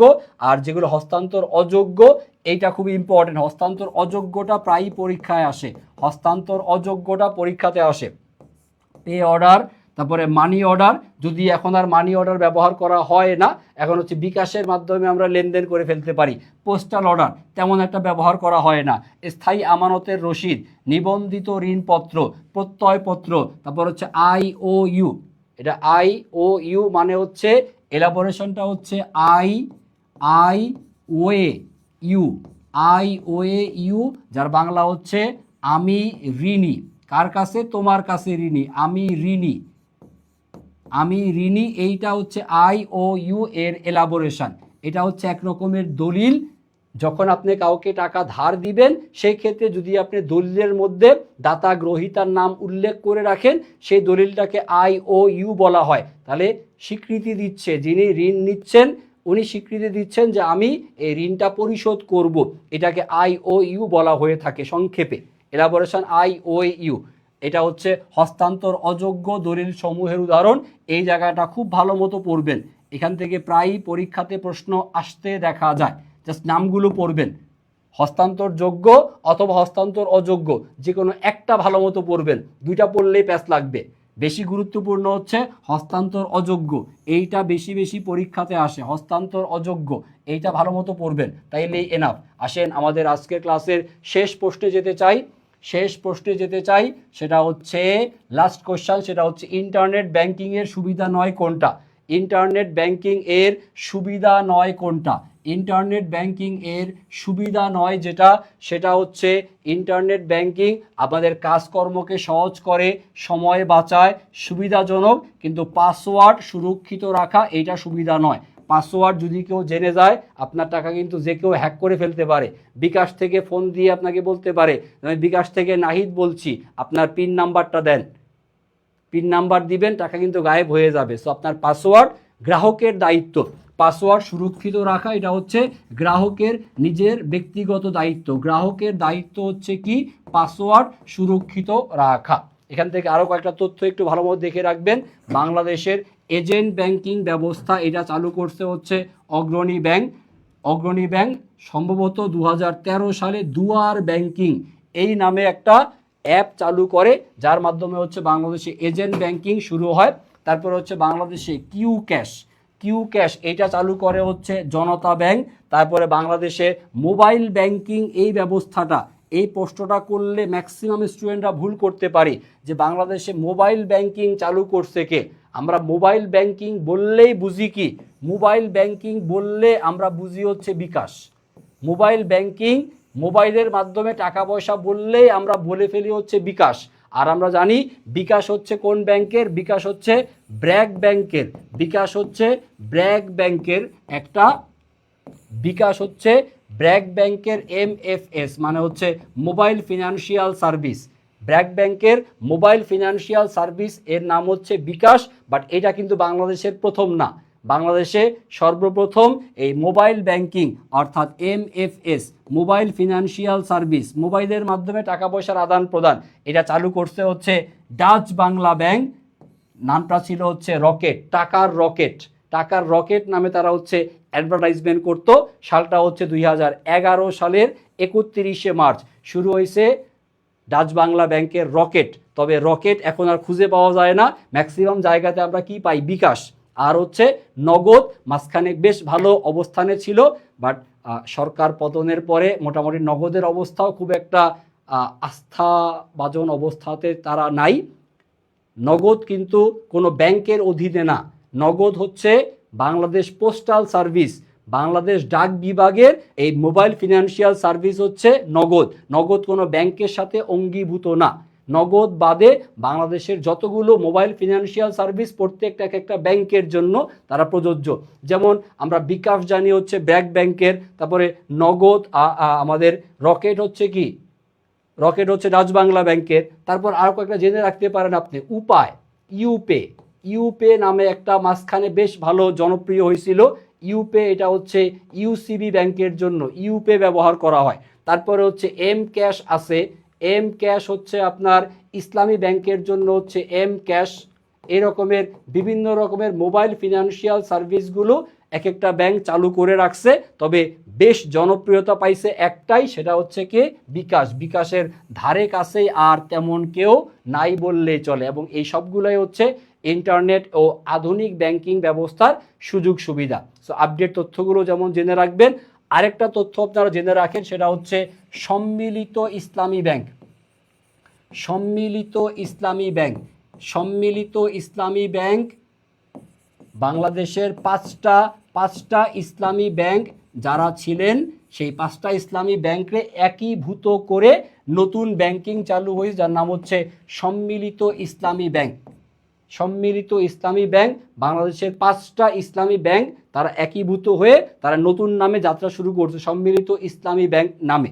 সম্মিলিত ইসলামী ব্যাংক নামে, তবে এইটার আমানত কী রকমের হবে, বিনিয়োগকারীরা শেয়ারের লভ্যাংশ পাবে কি পাবে না, এই নিয়ে মোটামুটি মতিঝিলে প্রতিদিনই মানববন্ধন হচ্ছে।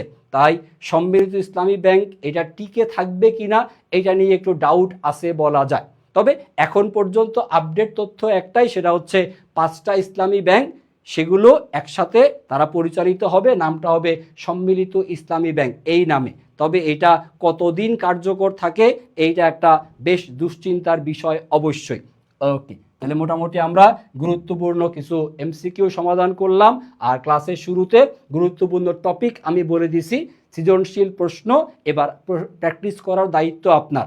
শুরুতেই প্রশ্ন সমাধানের আগে মেন বই থেকে চ্যাপ্টার থেকে এই টপিক যেগুলো আমি বলছি টপিকগুলো আগে ভালো মতো 3 বার রিডিং পড়বেন, একবার খাতার মধ্যে লিখবেন।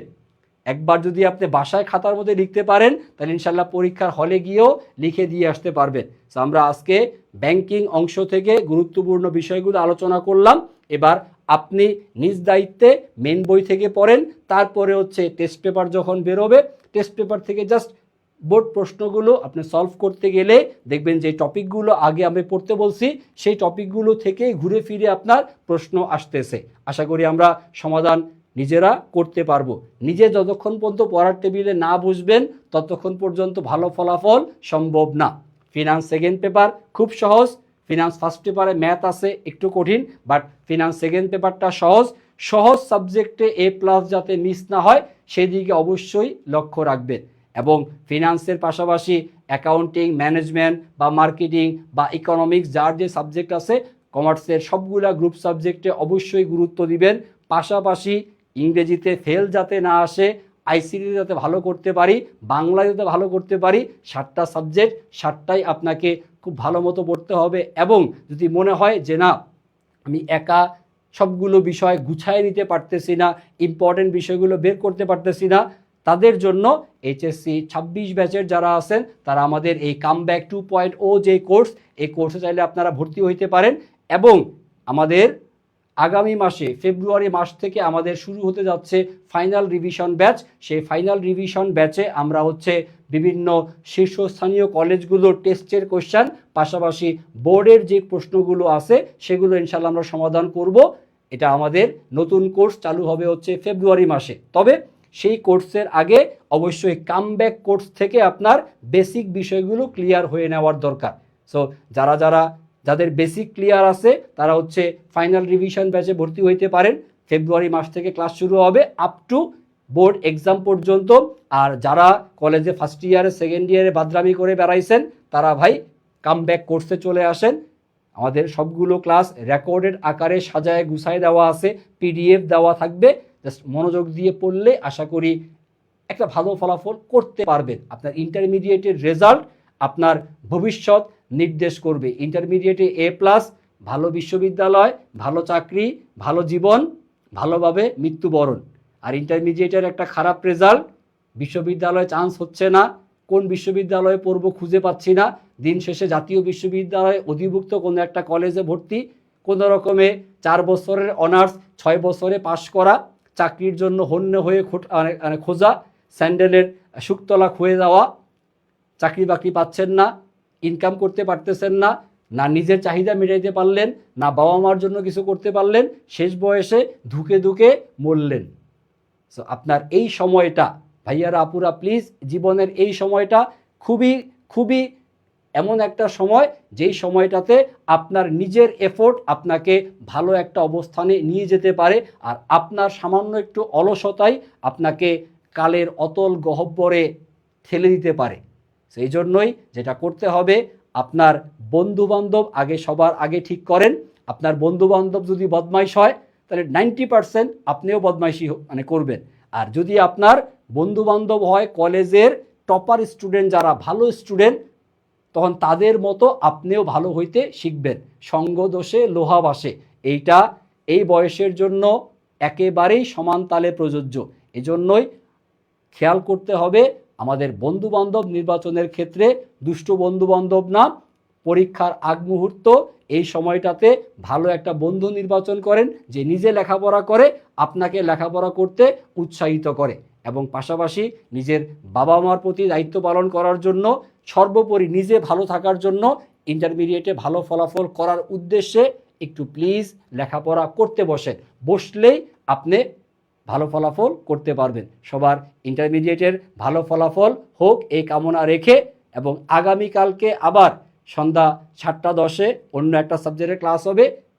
কন্টিনিউ 31 তারিখ পর্যন্ত ক্লাসগুলো চলবে। সবাই ক্লাসগুলো মনোযোগ সহকারে করবেন এই আশাবাদ রেখে আজকের ক্লাস শেষ করতেছি। যাদের পিডিএফ দরকার তারা পেজে একটু মেসেজ করবেন, ইনশাল্লাহ সবাইকে পিডিএফ দিয়ে দেওয়া হবে। ভালো থাকবেন সবাই, সুস্থ থাকবেন সবাই, আল্লাহ হাফিজ।